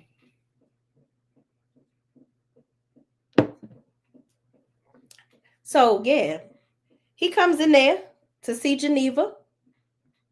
And Geneva, she was like, "Oh, why he up in here or whatever?" So he comes in there, What's baby boy's name? What's his damn name, child? You remember his name, Brian? Who are you talking about? Oh, the guy. No. I forgot his name. But anyway, y'all know who he is. He actually, if you watch Beyond the Gates, he's Carlton on Beyond the Gates. Actually, two characters from Beyond the Gates are on here. Carlton, the character that plays Carlton, and then you took some notes. Look at you. The gist of it was FDB. I'm so proud. Come on now. Not FDB. So anyway, he comes in there. He's supposed to be William's friend or whatever. He's a family friend. Okay. So he comes, his name is his name John? I want to say his name is John. Hold on, let's go back because I know they're going to say his name. Javon. His name is Javon. Javon Holiday. Okay. So anyway, Javon is in the hallway. And he been calling Geneva, trying to get around her or whatever. He comes in there finally to tell her that he is divorced and he ready to be rendezvousing and cheating. Okay, just rendezvousing and cheating with her again. And she like, hold on. I ain't trying to be doing that with you right now. Even though she fell into his arms and caressed up on him when he hugged her. Okay, Geneva, you are dead wrong. Okay, you dead wrong. Thank you. Okay, you shouldn't even let him in your office. Okay, because you was probably letting him crack your back in that office. Okay, yeah, I know what you was over there doing. You know daggone well. And you just mad because your husband over there with the Ayog lady, Ayaga, whatever. Agoy. I know you was trying to like figure out yoga to each other. Yeah, I get it. Yeah, don't tell me business. Agoy. All right. Which isn't confirmed. Mind you, why did he have to put the ring on this finger? Why you even wearing it if you divorced? And that ring looked like your ring. It's on my other hand too. I'm starting to wear mine like that too. Let me see. Put your ring up. You got it on? No, I don't wear my ring in the house. You got your ring. I'm only wearing it for this. Yeah, I'm only wearing it for this. But yeah. So as far as the ring situation, if you're a straight man and you're wearing a ring, it is not on your ring finger. You got to be like in the entertainment industry or something like that, or like a musician. Like you got to. I don't know a lot of guys who wear rings that aren't. Why move it over? Like you just moved it. Like I can see again because it's more of a semblance that I'm not married anymore, so I just got it on this one. Show me a blank hand. I agree. Without a suntan. I agree. Somebody thought it'd be a good idea for him to like that would have more dramatic effect. Like I'm still keeping the ring that somehow. How long has he been divorced? 3 years. So you kept that ring for even that's weirdo type of stuff where you kept the ring around and then said I'm gonna see my old girl and I'm gonna bring the ring with me. Was it 3 years? I don't know shit. I don't remember how long it's been. But we got a super chat. Awesome.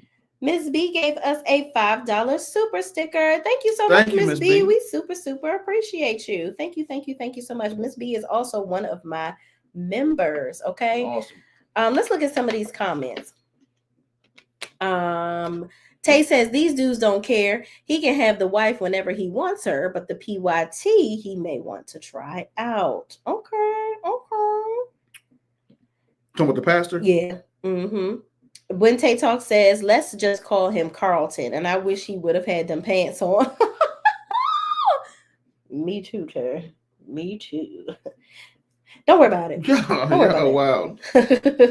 I'm hollering at how your husband is looking right now. Oh, what are you making some faces or something? You always making them. You talking about I make faces all the time. You do too. Look, you just did it.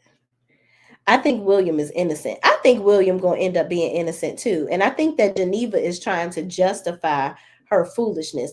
I think really Geneva is hoping that William is doing something so it can make her feel better about all them years ago when she was cheating and their kid could potentially not be his. Wow.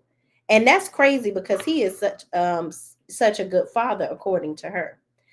So we move on to the next scene. Javon leaves the office. Geneva getting ready to go home and get dressed. Okay. Tiffany goes over to Naomi's house so she can talk to her because, Naomi over here acting like a plumb damn fool. So she's on the camera she's outside talking to Rashida on the phone before she goes in, Tiffany, that is. And so they're talking about how, make sure Naomi don't come, make sure she ain't drink, catch her before she start drinking and all this, that, and the third. And for the sake of everybody, just keep her ass home. So Tiffany rings the doorbell. Naomi comes to the door. She was like, I heard everything you said, right? You see this? This a camera. And I can hear you. Okay, I heard you, bitch. Okay. So they coming in and they talking. Mind you, homegirl still sex funky, happy as she want to be, walking around the house in this lingerie. I'm like, girl, your coochie itching? Like, girl, wash it out. That's real stink a doodle. A doo-doo. Okay. So they talking and carrying on. Naomi is the type of friend I have to slap the fuck out of. I'm sorry. I would have to slap the best kind of friend. Because, I would slap my friends if they getting out of pocket like this one. Because then she goes into talking about something, maybe if you get something that, telling Tiffany she need to get and this, that, and the third. It's been 3 years. Okay, but let her do her own thing. That maybe getting some pain is not her resolution for everything. Then here's a catch-22 though. Tiffany constantly brings up the $37 million that Naomi got. But then when Naomi bites back and says, I mean, that's a lot of money to you because you make what do you make? Like that little bit of money you got? And she's like $500,000 a year or whatever. And Tiffany makes $500,000 a year, which is a lot. That's more than what a lot of people make. So especially women, it's in the top. Yeah, so that's a high salary. So yes, up against 37 million, does that look like small fries? Of course, but it's still nothing to sneeze at. That's still a lot of money. But with this is your friend, why are you treating your friend like that? You know what I'm saying? And then you condemning her because she not fucking and blaming her that she hasn't moved on because she's not having. But you are stalking your ex to this day. So how can you be giving me advice when you ain't Dudley do right your damn self? It doesn't make sense at all. But if you're saying that she still hasn't healed her trauma, so if I feel like I'm lashing out because I'm thinking you coming at me, because by the way, you're telling me you got 37 million, so chill the hell out. That's really what you saying. You got the money, get over it. Mm-hmm. So Naomi's saying, damn money, I'm in the like I'm dealing with it. So I mean, there's fault on both sides, I think. Now, let me say that. Let me hear your thoughts on this. Naomi earlier, she acknowledged that homeboy in the pickup line was attractive, and she zoomed right in on him until she found out he was GAY. Correct. She was like, "Oh, he fine. Who was that?" So it's not like you're opposed to. She's a work. No. She's not putting herself in a position to be out there. She's a workaholic because her relationship didn't work out, so she threw herself further into her career. So she doesn't have to deal with meeting, possibly breaking up with somebody, So you can say, oh, who's that? You think she'd go up and talk to that dude? I don't know. She sounds like she might have. Do most women do that? No. They're not going up to the man. Now, I would. You did. That's the reason why we're together now. And I appreciate you every day for doing that because you jumped out the box. So, I mean, that was back when I was abbed up, y'all. Yeah, you got me off the line, in college. And I appreciate that for acknowledging that you came after me. Because normally I got to pride out of you. Did I say anything? You said, I would go to a guy. I did. And I said, yeah, you did with me. You came up to me. I could have been talking about somebody else. Who was more important than me? The guy you married. The guy you came up to and it turned into marriage. All right, well, I'm still glad that you did it. Now, I know it's like, nah, you came up to me. Remember that. I'm just being an asshole. But anyway, let's talk about these frivolous lawsuits. She's like, apparently she's suing him over silly shit. How would you feel if we got a divorce and I was constantly suing you for some little shit? You know how What would you think? What would you think I was doing it for? the same reason why I'd be doing it to you. It'd be spiteful and because you hurt and petty and vindictive. Like it's all of your hurt. It's all coming from the fact that you're hurt that I've moved on. One, they also hurt that I've moved on with somebody younger, which you cannot do at your age. Let me stop you right there. Yes, you can, because Drea had a baby by somebody younger than her, which I think is still wrong. There's plenty of women. Mariah Carey was dating somebody younger. Cynthia Bailey is dating somebody younger. Like there's a bunch of women that are dating younger men. Okay, so let's do this. It goes both ways. No, see, we're talking about two different things. Because you're starting to get you starting sucking all that wind, and it's your ego. Again, you're mad that I ended the marriage, whether I filed for divorce or the divorce was filed by you because of not only my cheating, but because I've decided to go and stay with her and make a family with her. So we got divorced. So you're mad at your whole life as you knew it is over. You're also mad that he left your ass for a white girl. You're also mad that this white girl is a hot little young thing because you're a 40-year-old whatever. So you can't be 25 anymore is what I'm saying. So she's mad because she's a younger woman, which you can't be. Now you can get you a young dude or whatever. Fine, go ahead. You think Franklin's thinking about you? You think Franklin's stalking your page? No, Franklin moved the fuck on. Well, Franklin is so what are your thoughts on the stuff that he's writing? He's like, I'm going to make sure I give you a better life than my ex, and doing all of that. Like, oh yeah, and I'm going to go to all these places and rewrite all of my history with my ex. Right. Now that's doing too much. Again, I see that more of because it's a show. I don't see guys posting in it. I don't see no man doing that for real either. That seems like something that a woman would infer from a picture of him on a boat with his fiance or his wife, and not him actually writing, I'm gonna give you everything that I didn't give my wife. What kind of corny shit? Like nobody would get yeah, that's right. Don't ever get that black queen shit no more. Like what do we? No, nobody is. Guys typically don't operate like that. You know what? If I'm Naomi, I'm gonna bring Captain Dingaling to the party tonight. This is why you don't. This is why, ladies. This is why there shouldn't have been any kind of discussion about should we invite Franklin or Naomi or even Lachey. She can't even come because Lachey's saying what I would do is I bring King Dingaling, a dude that I had a gun in his fucking face. What'd I tell you? Oh, I'm sorry. I had a pow in his face hours earlier. I'm gonna bring him to the party. Some dude I just met. This is girl man. This is your logic because you said this is what I would do. Well, you ain't been with 25-year-old little shorty too long. This is my wife. Yeah, you decided to marry her quickly. Okay.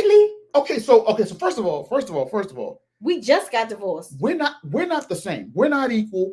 I'm not living my life in accordance to you living your life. And guess You're what? having sex with escorts, and I'm married. And we're not equal. So I'm bringing King Dingaling. Right. You should. You don't care what I'm doing.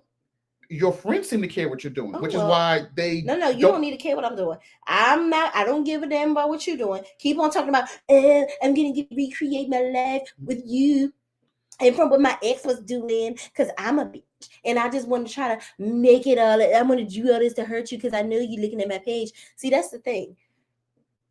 It make you feel so. My thing is, I'm the type of person that you gonna look real dumb. You mad and you writing all that, and I didn't even see it because I'm not looking at you. See, the problem is you're conflating two different things, and here's why logic is so key. Because in one breath, you are Naomi bringing this other dude here to somehow like you're in the wrong. Like you're. Yeah, I'm gonna bring him, and I'm not gonna be mad. I'm gonna be composed. I'm gonna have a good time. Because that sounds like Naomi. No, Naomi. Are you or you Naomi? If I'm me, that's what I'm doing, and Naomi needs to be like me. Okay, so you're bringing an escort to the party. So you're just as nutty as she is. You see what I'm saying? That's why I think I'm saying if I am in Naomi's situation, right? You're bringing an escort that you just met. That a man, like if you acted like Franklin. First of all, I'm not acting like Naomi. Oh, now you know because you see how crazy. No, I admit it. I said Naomi that's crazy. And Naomi you acting just crazy. As crazy as she is to show up with the escort. I'm not looking at your page. I don't give a shit about what. So you're just randomly gonna show up with an escort? Is that what you're doing? Take care, Gavin. What I'm saying to you is that again, because you're mixing two things. Are you showing up as Naomi? And as Naomi, this is what I would do. Are you saying Shay? And this is obviously in this moment, I have to show up as Naomi. Okay, so as Naomi, are you showing up with the escort? With an escort. You are just as nutty as she is, because this is the same person that you had a gun in his face telling him to get out. Now, you know what? I'll tell you what, this is what you can do for me. You got a suit. What are you talking about? That's right, Tay. And you wonder why. And by the way, this is why precisely y'all would be suing each other. This is we wouldn't be suing each other. We were just talking about this is precisely why Franklin. Why this is precisely why? What's the buddy's name? What the hell we about to be suing each other for? Nothing. What did the pastor say? The pastor said this is not a second thought, and Franklin's coming because Naomi might show up with a prostitute and she might drink, and all hell gonna break loose. Did she say that? What I'm saying to you is that he knows Naomi. Mm-hmm. And if you know Naomi, you in her shoes would show up with the prostitute. Yeah, I'm showing up with a man. Yeah, absolutely. That is a good idea. I'm not coming by myself. Why?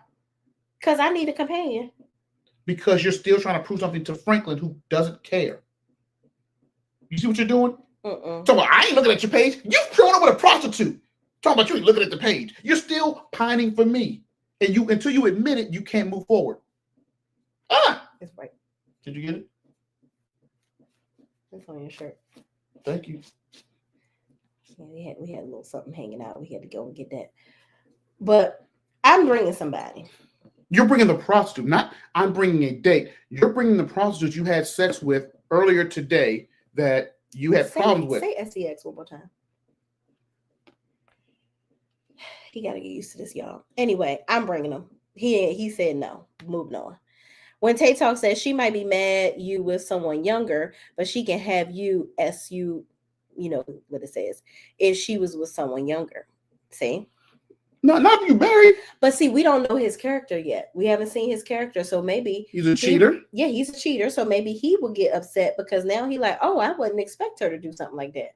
So right now you're right. We don't know. What we do know is what we know, which is she's obviously trying to get a reaction out of him. That's why we know Naomi's behavior, and we know that this dude cheated, and now he's married this other woman. So we do know that he's moved on in some semblance. So I don't think that he'd still be. He might be, but I have to assume from what I know from how she's reacting that he has moved on and is posting pictures about living life with his wife, not looking into what Naomi's doing. Obviously, he's looking into what she's doing because he's saying he's making in his captions, he's saying recreating memories from my ex, going here to redo from when I was hanging with my ex. Yeah, wow. That's corny as fuck. That is. That's corny. So guess what? I'm a bring Captain Ding over here. See, your problem is you're going into it trying to make somebody jealous. I'm gonna recreate some memories from my ex too, and I'm bringing him. I'll bring my wife. You bring your escort. You don't know it's an escort though. Okay, you do. Yeah, that's fine. That's for me to know, and you to never find. Listen, my wife is waiting. I'm gonna use this $37 million you gave me to go ahead and pay for this escort. If I have $37 million, and I'm gonna have the best of my life. If I had, and by the way, just make sure you cash them out, and I'm going. Well, I'm sure you over there cashing her out because that's the only reason. That's my wife here because it's a cash register that's overflowing. Why is that the only reason? 25 and you're 80. Yeah. Hold on for a second. How do you think I got you? When you were nice and 25. No, I got you when you ain't have nothing. Okay. Brokey. First of all, no. So she helped him build. Is that what we're gonna find out later on? Yep. All right. Or that's how Tyler Perry works. Okay. When Tay Talk says he right on that one. TP always being extra. Even if the man is doing it to mess with the woman, they don't do all that. Right. That's doing too much. Sonya Gucci says Martell, Ralph, and Offset. Oh, and Simon be on the internet doing that. Yeah, capping. Capping. All that. Kappa without a cane. Capping. Is that a smile? Are you laughing? At you? No. Oh, I'm saying, looks like you're laughing at a person that is funny.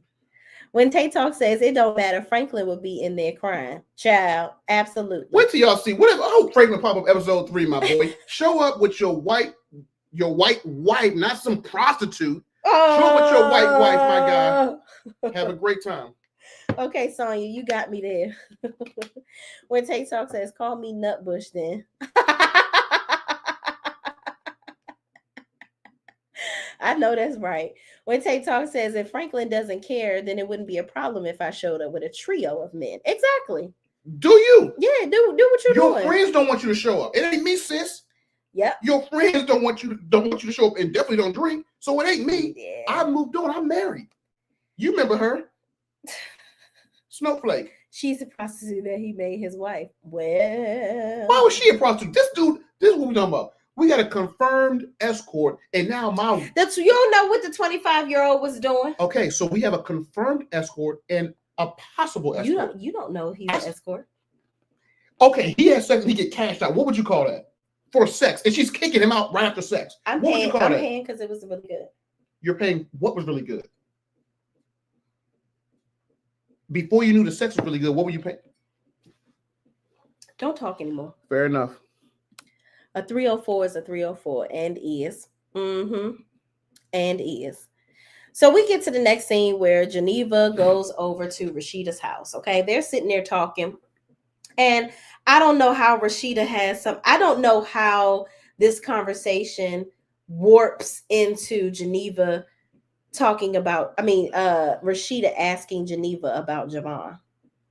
Because Geneva gave Rashida no inclination or indication that anything was going on with her and Javon at this moment. She just told her, oh yeah, he came up, he came to the job. He told me that he's getting a divorce. He got a divorce or whatever. So she's like, oh, Javon, what's going on with him? Did you do this? Did you do? I'm like, how did Rashida even come up with, you ain't that damn got that much telepathy going on? No, I think she knew. I thought she knew about the pastor's wife. Yeah, I thought she knew about Javon. I thought she knew that they had some years ago. Yeah, but I don't know if I don't think that she knows to the depth of the fact that that little girl may be his type of stuff. Well, she knew she used to crack. She knew how Buddy used to break her down like a fraction. So you knew something was going on. Break her down like a fraction. That's the way we say it. Moving on. Anyway, Rashida over here, Cleo reading Geneva down. Okay, Geneva ain't really giving her much, but she did say that the stroke is stroking with Javon. There's another dude out here packing heat. What you mean another dude? You just talking about some other dude, some king dude. No, Javon. This is a situation, different situation. Geneva, Javon, her husband William, Ron Riaso. Yeah. Which who you call Ron Rico. He'll confirm his name, but go ahead. Anyway, she's saying that Javon was breaking her back, more than her husband. That is so. That's so wild. I'm a tedder. See up. He was doing all that more than her husband. You cheat. See, this is man. Mm-hmm. You got the nerve to be cheating on me, or had cheated on me 6 years ago with this dude, and you telling your friends that. Oh my gosh, that does hurt. That would hurt me. Crack. That would hurt me if I found out. I'm not talking about no chiropractor. Yeah, that'll hurt. Tearing it up. And then my daughter's not even mine too. Like it's a lot. Yeah. It's a lot. Especially if he's a good guy, like because all the friends say that William is a good dude. So yeah, that's but good guys get cheated on too. Like women cheat almost as much as men. So it is what it is. But then also, how did she figure out that Geneva was looking for something with William? Because ain't nobody saying nothing. Because it doesn't make sense, because William's character has shown that he's a good guy. So, no, but how did she find out? Are you over there looking for something? She did because you're talking about and it's some hot yoga, some nonsense, and she's saying. But she didn't even talk about that. What I'm saying to you is that she knows this woman's character. You make it a mountain because of what's going on and because of your history. You're projecting because you stepped out. Now you make it seem like William really could have done something. William is chilling. Now he come find out that old girl was creeping and my daughter's not mine. Is that how you punch? Do you know what a speed bag is, Shay? You gotta do it faster than that. Anyway, we move over to Bridget. Bridget has the broke boyfriend, What are you reading the comments? No. Oh, my computer about to die. Got to plug that up. Look at me looking out for you. Thank you. Did it just pop up? Did you fart? No, that's the chair. You were farting earlier. You can barely smell it though. You ain't fart because I absolutely was. You was? Yeah. Stinking up this house. You didn't know, so what's the difference? Dirtbag. Anyway, Bridget is over here trying to get set up for tonight. She's going to the banquet. Homeboy that she dating, his boss calls her and is like, hello, where is he? He called out today. He quit today, actually. And I gave your little busted ass boyfriend a chance. You know what? You don't deserve no man like that. You need to find you somebody else because he is broke, busted, and disgusted. Leave him alone, okay? And she's like, oh, thank you so much for I'm sorry. Let me figure this out. It's gotta be something. It's gotta be something that can be done. Like, let me figure it out. Bitch, ain't nothing to figure out. Your man is a dud. Why would I be? Get the out of my house. Because you're not about to be playing Mario Kart all fucking day. My 8-year-old do that. We need some more backstory. No, I agree on the surface, but how long has he been doing this? The backstory is that there's not enough of you laying me on my back to make me keep you here. So are we saying that he's never had a job? Let me say that. He talked about how much he consistently was quitting jobs. He was like, I don't want to be doing that. I gotta do something, that make me feel good. I already did. All right, so it's on the old girl. Yeah, that's on her. Yeah, leave him alone. Kick him out of your house. He is not for you. Mm-hmm. Not for you. And he's lazy. Yeah. I don't give a damn how fine you think he is. Steve Harvey high top. No, thank you. Moving on. I'm like, damn, do you even clean the fucking house? Well, we didn't get the we need some more story, but based on, she's been, because it seems that all their friends say the same thing. The back and front story is he's a bum. Fair enough. Fair enough. He was a waiter, of course. Typical Hollywood. I want to be an actor, I'm a waiter. I don't want to get no regular job because I want to be able to do what I want to do type stuff. He's a clown. She need to leave him alone. Moving on. Fair.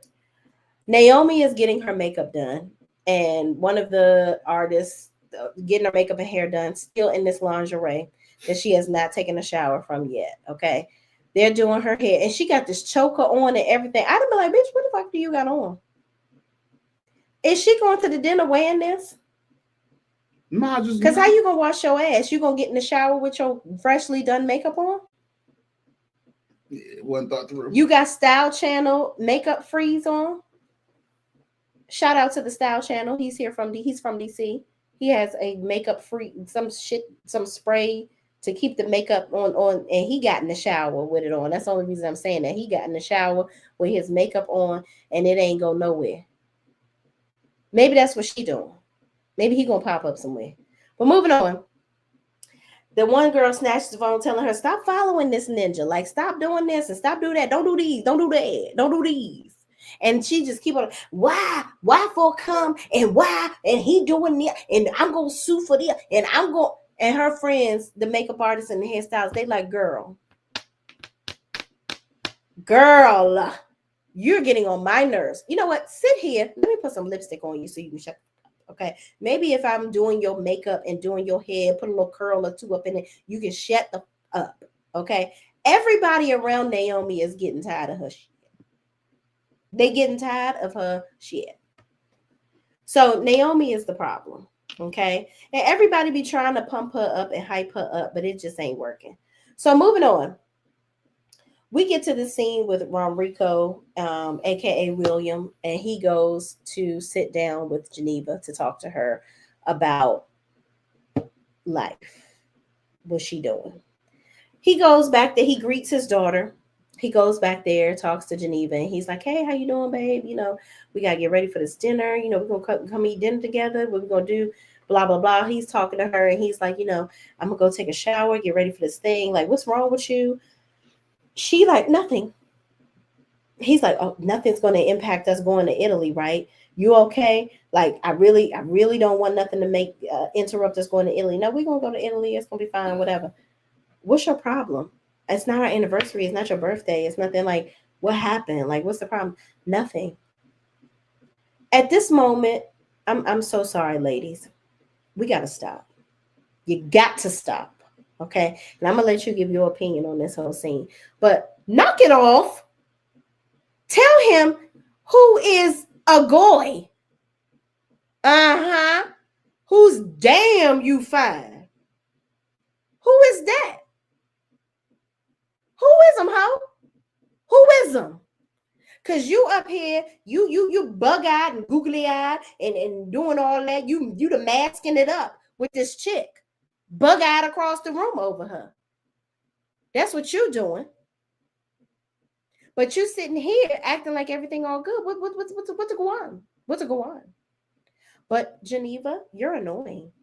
You are annoying. Have a conversation with your man. Tell him I got you, bitch. Okay? Who that bitch you fucking? Uh-huh. Who is it? And don't lie because I got the proof. I got the proof because I done talked to the janitor. Oh.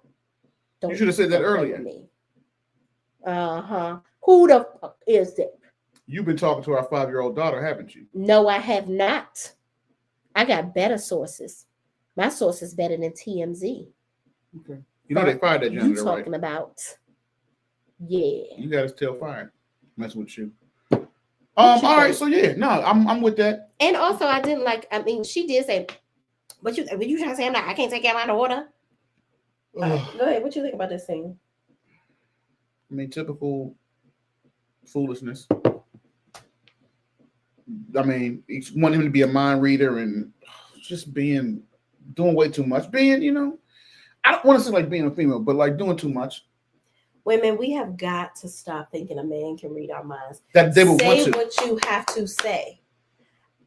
I don't know if this is what keeps our relationship together for the last 22 years. 22 years. Remember, I told you I was abbed up back then. Be 23 years in October. There is absolutely no way that I'm just going to sit. And I'm going to tell you, I used to do that. Beat around the bush. And I know you better not lie. Da, da, da. Now I be like, I know. And what the? Because the thing is, yes, I can. Okay. I absolutely know when you're lying. Okay. And I'm not going to tell you how I know. Okay. But I absolutely. Here's the thing. I've already made up in my mind what I'm going to do about it. That's why I don't push harder for certain things. But I already know most of the time. But if I'm not ready to deal with whatever right then and there, then I just be like, all right, I'm baking a cake for your ass. I'm baking a cake. Are you baking a cake right now? It's rising. You get baked. Yeah. The yeast is on patrol. Anyway, I know when this motherfucker is lying. So I think about you lying. I think quick. No, you don't. Yeah, I do. You absolutely. You start sweating around the nose. Mm-hmm. That's a damn lie. Okay. Come on, I gotta use the bathroom. That's a fucking lie. Well, go on, do it then. How much longer we take a break? How much longer we about to be done in a minute? Go ahead, you squirming and shit. Because I'm thinking we're gonna wrap it up. Like, look at this episode. We probably got like 20 more minutes. 20? Go pee then. You ain't talking about shit anyway. Oh.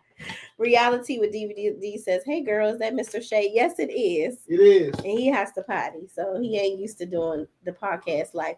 And don't be fucked by lighting up.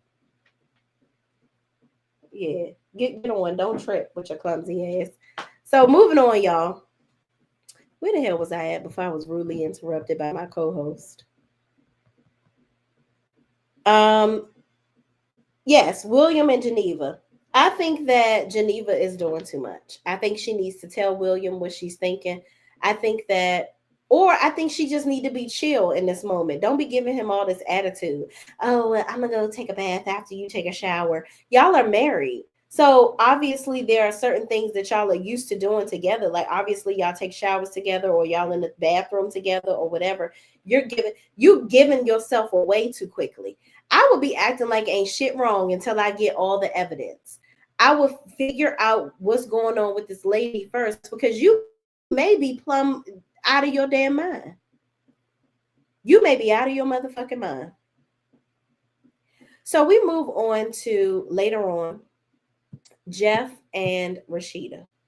So Jeff is trying to get ready. Rashida comes downstairs and she's like, listen, let's just talk about what's going on. Jeff is like, I don't want to talk about this right now. We got to get ready for this event. Like, what to go on? What do you like? I don't want to talk about it. So Jeff was on the phone and he immediately concludes a conversation once Rashida comes in the room because I don't know. He acts like he was talking to, I think he said he was talking to Bridget. But I'm like, if it was Bridget, then you can easily call Bridget to see if he was on the phone with her for real. That's your friend. But I don't know what's going on with Rashida. I think Rashida has an attitude with Jeff. I don't know what the hell Jeff be doing to her to piss her off like this, but they need to have a conversation. And I don't know why Jeff felt the need to shut the damn door to have a conversation.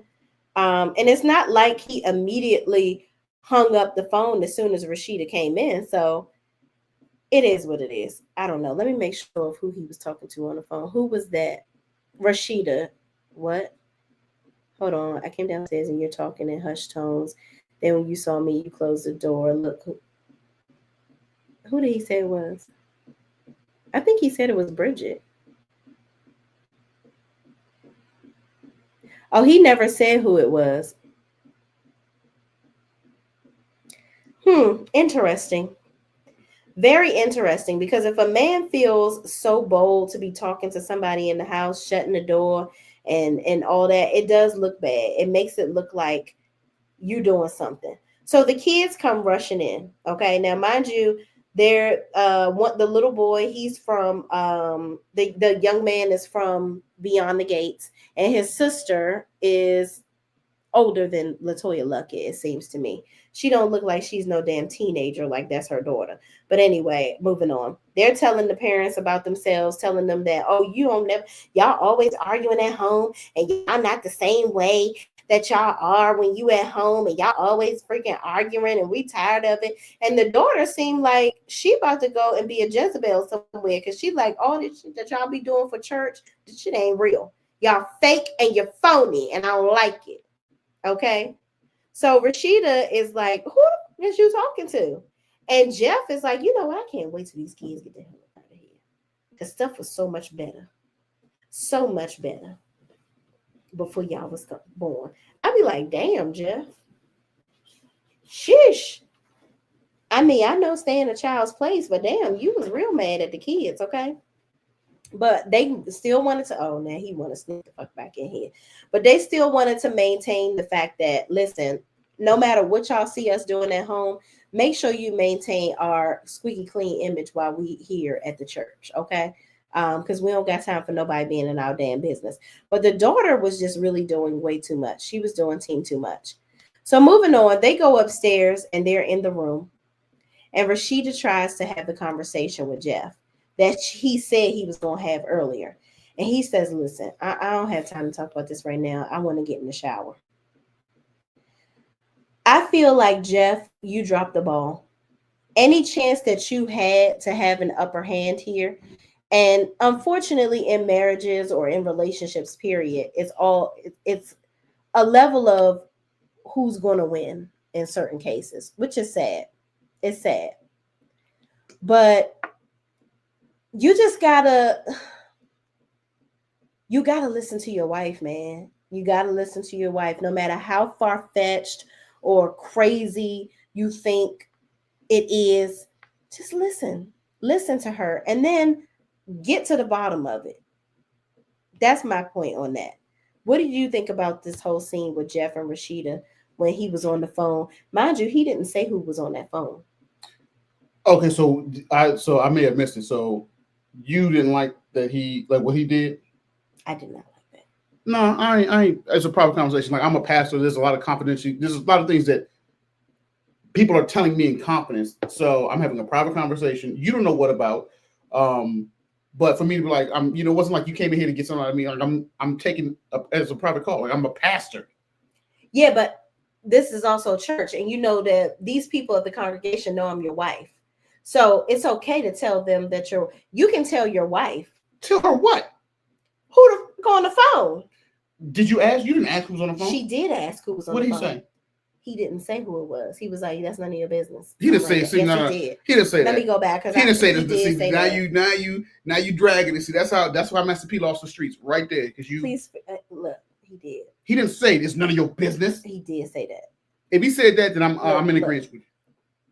Hold on, y'all, because I'm finna to be right. Yeah, that's her. Rashida. Hold on, let's go back. Here you go.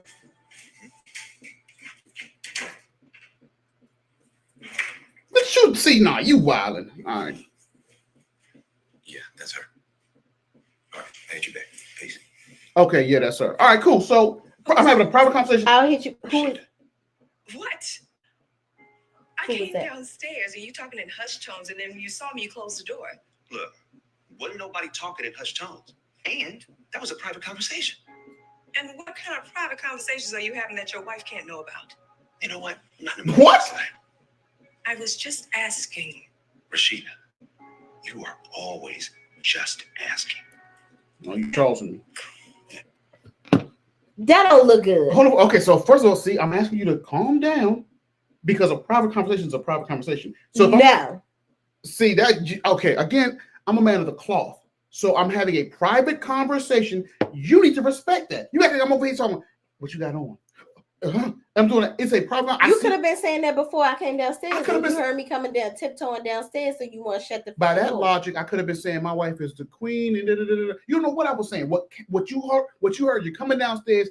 Matter of fact, you disrespecting. I'm in my office. I'm having a private conversation. I close the door because I see you coming. I don't want you coming in here because I'm having a private conversation. You didn't knock, nosy. You just come right in. Putting on earrings and doing something nutty. What are you doing? Okay, but she asked a question and you like that's basically he like that's none of her business. So the first thing I'd like you to do is apologize because you said no. Who is him, ho? Are you done talking? Who is it? Who is that? Because you know what? Let me find the scripture for this. Mm-hmm. Thou shalt not with me or get thine ass whooped. You're gonna be the one whooping mine. I'm just want to make sure we're talking about that. Let me call Hakeem the escort because maybe he. Also, he getting a lot of business. Maybe he do ask. I hope you got cash. I hope you got cash. I'm gonna give him some cash and then I'm gonna get some. Okay. All right. So moving on. She didn't knock. He closes the door to his office having a private conversation. You just come walking in.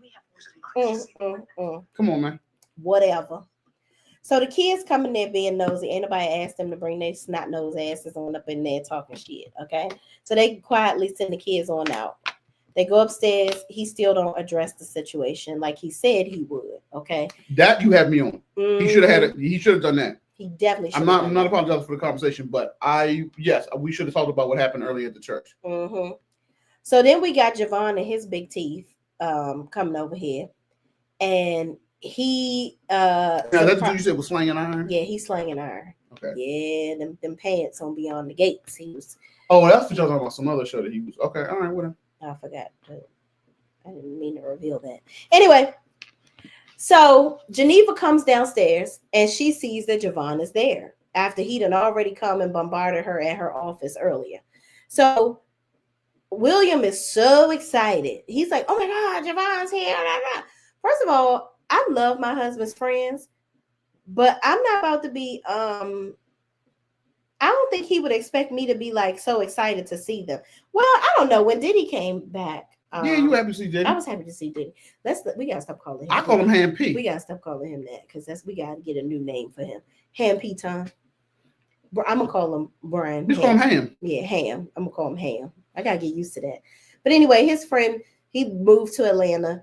And when he comes to visit, I am genuinely excited to see him because we don't get to see him all the time. You creeping? So, right. So again, he's saying jumbo meat. All right, you wild. So for him saying, hey, because he's a friend of ours and he had been gone for 6 years. So why wouldn't he be like, again, him being a good guy is not thinking, this guy has slept. Y'all playing with my emotions, dog. Yeah. Then did you peep how William was like, yeah, her name is because Javon was like Anika. Yeah, see y'all. Matter of And fact, he was like, I love that name. didn't you do something wild like that? I should put hands on you too. And you know what? I should be giving you equal rights and lefts. For real, for real. First of all, whatever you try to put on me, you will not get Where you back. get the name Gavin from? See what y'all doing? See, you ain't know about your girl living foul. Don't worry. I love that name. There won't be a part 2. I know why you love it too. Found No, out you about that don't. too late. Okay. There ain't gonna be no part 2, y'all. No, for real. No, I just love that name. Honestly. Mm-hmm. Hold on. Mm-hmm. No. Yep. Baby girl living foul. So y'all. here's the okay. Do you really want to know where I got? No, I won't really, because I don't want nothing incriminating. It's not. I might have to raise up on you. I don't know You what. ain't gonna have to. We don't need to do that. You know where I got. But you're gonna make up some line. I know you. No, it's not me. Say. Believe me. You know what? Visit me on my channel. That I'm gonna start. He don't got no damn channel. You know what? Ain't nobody got time for your shit. All the tea. The name is already named, and he done signed the birth certificate. So F off. And you ain't going nowhere, dummy. Psych. So anyway, Javon is saying, what the fuck is going on with this shit? That's you, dog. It's doing a lot of creaking. That's you. You doing a lot of rearing back and No. This IKEA damn chair you don't order. Where you get this from? Wayfair? I don't like it. They got the same one in Bonchon. Take this back. Bonchon? Yeah, that's where I got it from. I don't want to. Take this back. I didn't get it from Bonchon. They have the same seats in there. So I don't like it. I don't like this chair. It's doing too much. Moving on. Not surviving shayreneeonline. She living wild, dog. Hilarious. Hey, I don't get you. But y'all, we close out the show with Geneva at the end. William goes upstairs to take Anika to bed. We find that Anika is a name that Javon really loved, and William wanted to name the baby after his mama, but they didn't. We don't know if this is Javon's kid or not, but he asked Geneva at the end of the episode, and she's looking dumbfounded, like, I don't know. Like, so we're going to see in episode 3 what she says. Obviously, she's going to say it's William's child. And she was doing a series of IVF shots and things like that. So I don't know. So it's a lot. But let's read some of y'all comments, and then we're going to get on up out of here. Child, we've been on here for 2 hours. How long did I say we were supposed to do this for? 1 hour, y'all. I did. He is not used to this, so it just kind of flowed. I don't know. We're gonna have a little bit more structure next time. But we hope y'all enjoyed the show. And this is how we really are in real life, y'all. It is how it is what it is. You love me? I do. Oh. Till I hear the rest of that Gavin story, then, He know where Gavin name came from. Child. When Tay Talk says, right, just say something and quit playing. She just want a reason to sleep with Javon. Right. That's what I think. Don't want to leave him, and she don't care about him sleeping with old girl. See, and that's the thing. I feel like I agree with you, Tay. You were sleeping with Javon for all those years. William hasn't obviously done anything to you. Your friends love him. They think that he's so amazing. Now you want to be Carmen Sandiego, looking into all this stuff that he's doing, neglecting time with your daughter that you were feeling guilty about just a few minutes ago, but then you're going to leave her to go play around and figure out who he could potentially, because your 5-year-old daughter gave you some slight information. That's crazy to me. I'm not going to neglect time with my child to be going and inspecting on this ninja. No. I'm going to bake a cake and I'm going to catch your ass later. And I'm going to bring you all the receipts. And as your shit is being loaded up out of this house, that's what I'm going to do. Period. Moving on. So don't get no ideas. I mean, if you're going to move myself to the next spot. No, it's going to be outside with the raccoon. Ricky raccoon. You're going to live with him. Reality with DVD says, hey, girl, is that Mr. Shay? Yes, this is him. This is him. When Tay Talk says, I think Rashida going to announce a divorce at the banquet, and I think Jeff have a surprise for her. Ooh. Why would she divorce William, though? I think that would be real petty, though. Like, I need to know what else has been going on. What else has William done? Because the way that he was, like, really chiming in Like, what's wrong? It's not our anniversary. It's not, I didn't forget nothing. Like, what's going on? We going to Italy. I really want to spend time with you. Like, I don't really see what he's doing that will cause that extremity, but we'll see. I think Rashida gonna announce, we read that. He didn't say who it was. No, on the phone. No, he didn't. He just said, you always just asking, child.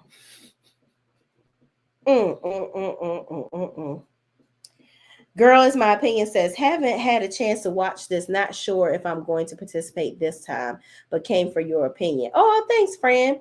Yeah, it's a show that is, it's still, we figuring it out. It's two episodes. Yeah, it's 2 episodes in. We figuring it out. Black Orchid says, love the review and the two of you are funny. Oh, thank you so much. People say that about us a lot, though. Yeah. Except that one time. Come on, man. That was your fault. You still harboring that? I don't harbor that. Yes, you do. No, I don't. You bring it up anytime somebody says, I don't give a damn about what them people said. They don't know us. Girl, is my opinion, says, hey, Shay, hubby, so nice to see a beautiful Black couple. Oh, thank you so much. Thank you. You know what? It's so funny because I thought of the irony of us being married and reviewing a show about divorced sisters. Like, I told him that earlier. I was like, what if we did this together? Like, I just kind of wanted to get his opinion on stuff. Because, like, we know how to communicate with each other at the end of the day. Like, we can disagree on stuff, but we always figure it out later on. Reality with DVD says, I thought that was him from Beyond the Gates. Yes, that's the son and Carlton are from the Beyond the Gates. And that makes me, Tyler Perry, keep your hands off Beyond the Gates. Don't be offering up your damn studio and shit to be trying to write some shit on it. Leave that show alone because it's a good show and we don't need you fucking it up. You already stealing their actors. Don't fuck up our show. I'm employing other Black. I don't give a damn. Don't fuck up Beyond the Gates. Period. And I said what I said. When Tay Talk says that's his wife, so she can know what he's talking about. Exactly. Like, I feel like she can know who he's talking to, not what we're talking. If I'm having a private conversation, what you talking about? Listen, pastors' wives, it's different. It's different. You would say this, okay. So I'm gonna do the same thing. You don't tell me shit. I'm gonna do the same thing with you. I'm like, oh, if you was a pastor's wife, and if I was a pastor, I would divulge this information. But because you don't tell me shit anyway, so I'll tell you ass shit. Because it's private. When it's got to do with somebody else. When Tay Talk says, he said you always just asking. Oh, I think we read that. You close enough, Shay. You close enough, Shay. What'd I do? You did something wrong. Too close to you? Yeah. You you don't want me to be close to you? When have I ever said get closer to me? Oh, you don't like when I'm close to you? I'm just saying, when you make it seem like I'm always saying, come on, get closer. He said it was a private call. Mm-hmm. Of course it was a private call. Means the same thing as none of your business. Yeah, sound about It's a nice way of saying it, just like be quiet sounds a lot better. She can ask, and she sure can. She can definitely. Yeah, you can ask. 100%. Definitely suspect. You can ask 100%. And nothing private in this mofo. They were in their bedroom. Right. They were in their bedroom. Let me. What you mean I'm in the bedroom? No, I'm in my office. I'm in my study. No, this my. This our church, our house, our business. Shay. Ours. If I walk into your office, what you gonna say? The first thing, you didn't knock. You say what? When I go down, if I walk into your office without knocking, the first thing you're gonna say is, "You didn't knock," right? That's because I have a do not disturb sign on my door. Is that the reason? Yeah, you got one on your office door too. Gavin snatches both of those off our door, so don't give me that. I keep mine on my door. I don't know what you be doing down there. I don't know what you're doing. He could have said I was having a private conversation with Sister Bertha. Right, he could have said that. About what? What is she calling it this type of night? It's gonna be you always asking questions, so you're going to keep asking questions, and I'm gonna be Bertha trying to give birth. It's a private conversation. From my okay, if I said the problem is I believe that if you're who's it? Sonia, if she's still here, would you say if he said it's a private conversation with Sister Bertha and he closed the door, could that be the end of it? And see this look? That's why you always asking questions. Answer the damn question. I don't got time for your shit. It's a private conversation. When Tay Talk says y'all got to do this every week, we'll see if he want to do it again, girl. We'll see. Girl is my opinion says being professional. Yes, he should keep it private if it was a private conversation in regards to his business pastoring. Thank you. I'm only gonna agree because girl is my opinion said it. Oh, if it was you, I don't agree. Again, see that type of logic. Only if only a woman said it. When Tay Talk says, then we need to have a private convo with Naomi about those services she using. Child, listen. Cause what? The way she was choking him, she might have had a homicide on her hands. That's another dude's getting choked out. What? I feel like Tyler Perry, that's what he want to do to a man. He might want to do that to Bolo and get Bo. This isn't a story about his bent. life. He want to get Bo bent by Bolo. He saw that schlong and he's trying to do something with it, in my opinion. When Tay Talk says, William knew that his wife used to be with the guy. I thought he was more excited than Geneva. Ooh. You think William knows? No, he ain't know. No dude is, no. Guys are very territorial. No guy's like, hey, I know y'all know each other. Guess who's back in town? Like, no one's, no. This is my wife, man. Oh, no. No. I can't go out like that. Whole time, that's his daughter's daddy. We don't know that. It's bad enough you had sex with him. So we don't want to get Not to. You, Shay. Oh, Lord, this is about to get messy. Start your channel, Surviving. Oh, yeah, we read that. Surviving shayreneeonline. Girl is my opinion is clapping. Reality with DVD is laughing at us. I was SMH during this whole scene. Yeah, that was actually very crazy. I have really enjoyed it. Oh, the show? Or us, let me know. But either way, thank you so much. Rashida is the pastor's wife. Yeah, that's what I'm saying. Like it's different when it's a pastor's wife. No, what do you mean it's a pastor's wife? Like listen, you're not the pastor, okay? They call it the pastor. They didn't call it. But they call the pastor's wife to talk about stuff too. Okay, when she calls you, then you can do you. They called me, but we don't even know if it's Bertha. You just made that name up. Listen, I'm saying it's a private conversation. Bertha trying to see that Gertha. Well, guess what? You will be talking about schlongs, and I'm calling up somebody with a choker and stuff. What do you want me to do? I'm having a conversation. I close the door. Whatever. Right Sonia enjoyed this recap. Thank you so much. Thank Sonia. you. We really appreciate you. When Tay Talk says, I mean, he didn't have to say it while on the phone, but when you get off, who is that? Yeah. Honestly speaking, I would have at least said this was so and so. I'm not divulging anything other than that, but I'm telling you, like that's to me where the inquiry stops. I believe the Shay would say, what she want. That's the problem I'm going to have. And she knows it. I would say it's so-and-so. And if it was a guy, she probably would let it slide, but she might ask. If it's a woman, she's absolutely going to say, what she want? Private conversation. And will. And you better. No, I wouldn't do that. Oh, I don't do it now. No, you will. You just said I don't tell you anything. I don't tell you. Does it have anything to do with you? It does not. It's a private. They call it the pastor. Well, I don't even ask you. I'm the pastor of this church. You ain't. If I'm him, and I got to tell you about who calling you ain't saving nobody's sin, so whatever. Sonia Goudry says, "Bet not close the door on me." Yeah, that was crazy. I'm having a conversation. No, that was crazy. You got to slam the door. I'm gonna open the door up, and it's gonna be a problem when I get inside. It's when Tay Talk says it will be the end of the talking because I'm kicking that door in. Period. Okay. So now I'm on the phone. With Tay Talk, I'm on the phone. Kick a dough. Okay. See, Gucci. What you not going to do? Come on now. Kick a dough. He knew and did. Is Bolo Doc on here? No, no, his name is Hakeem. His name is Hakeem on this show. But he's Doc. Yeah, he is Doc on All the Queen's Men. But that would make sense because that could have been a crossover character. Is he a prostitute on there? He's a stripper. So yeah. Ladies. He's being typecasted. Well, listen, he working on. I mean, goddamn, are you 2 jobs? Child. I respect it. When Tay Talk says he's not a psychologist, he's a pastor. Exactly. Yeah. Okay, whoa. People talk to pastors all the time. When the last time you talked to your pastor? Who is your pastor? Me, I don't. Pastor Troy. So yeah, I mean, I often Yeah. Your music. Your pastor's name is not Troy. Are you talking about Pastor Troy the rapper? Yeah. I'm between pastors. Listen, it's time to go to bed. All the doors will be off the hinges. Indeed. And we about to get on it. We're going to go ahead and close the doors to this church because this ninja talking about his damn pastor, Pastor Troy. Thank you so much, Pastor P's, like we used to do. Thank you so much for watching, y'all. We really, really appreciate it.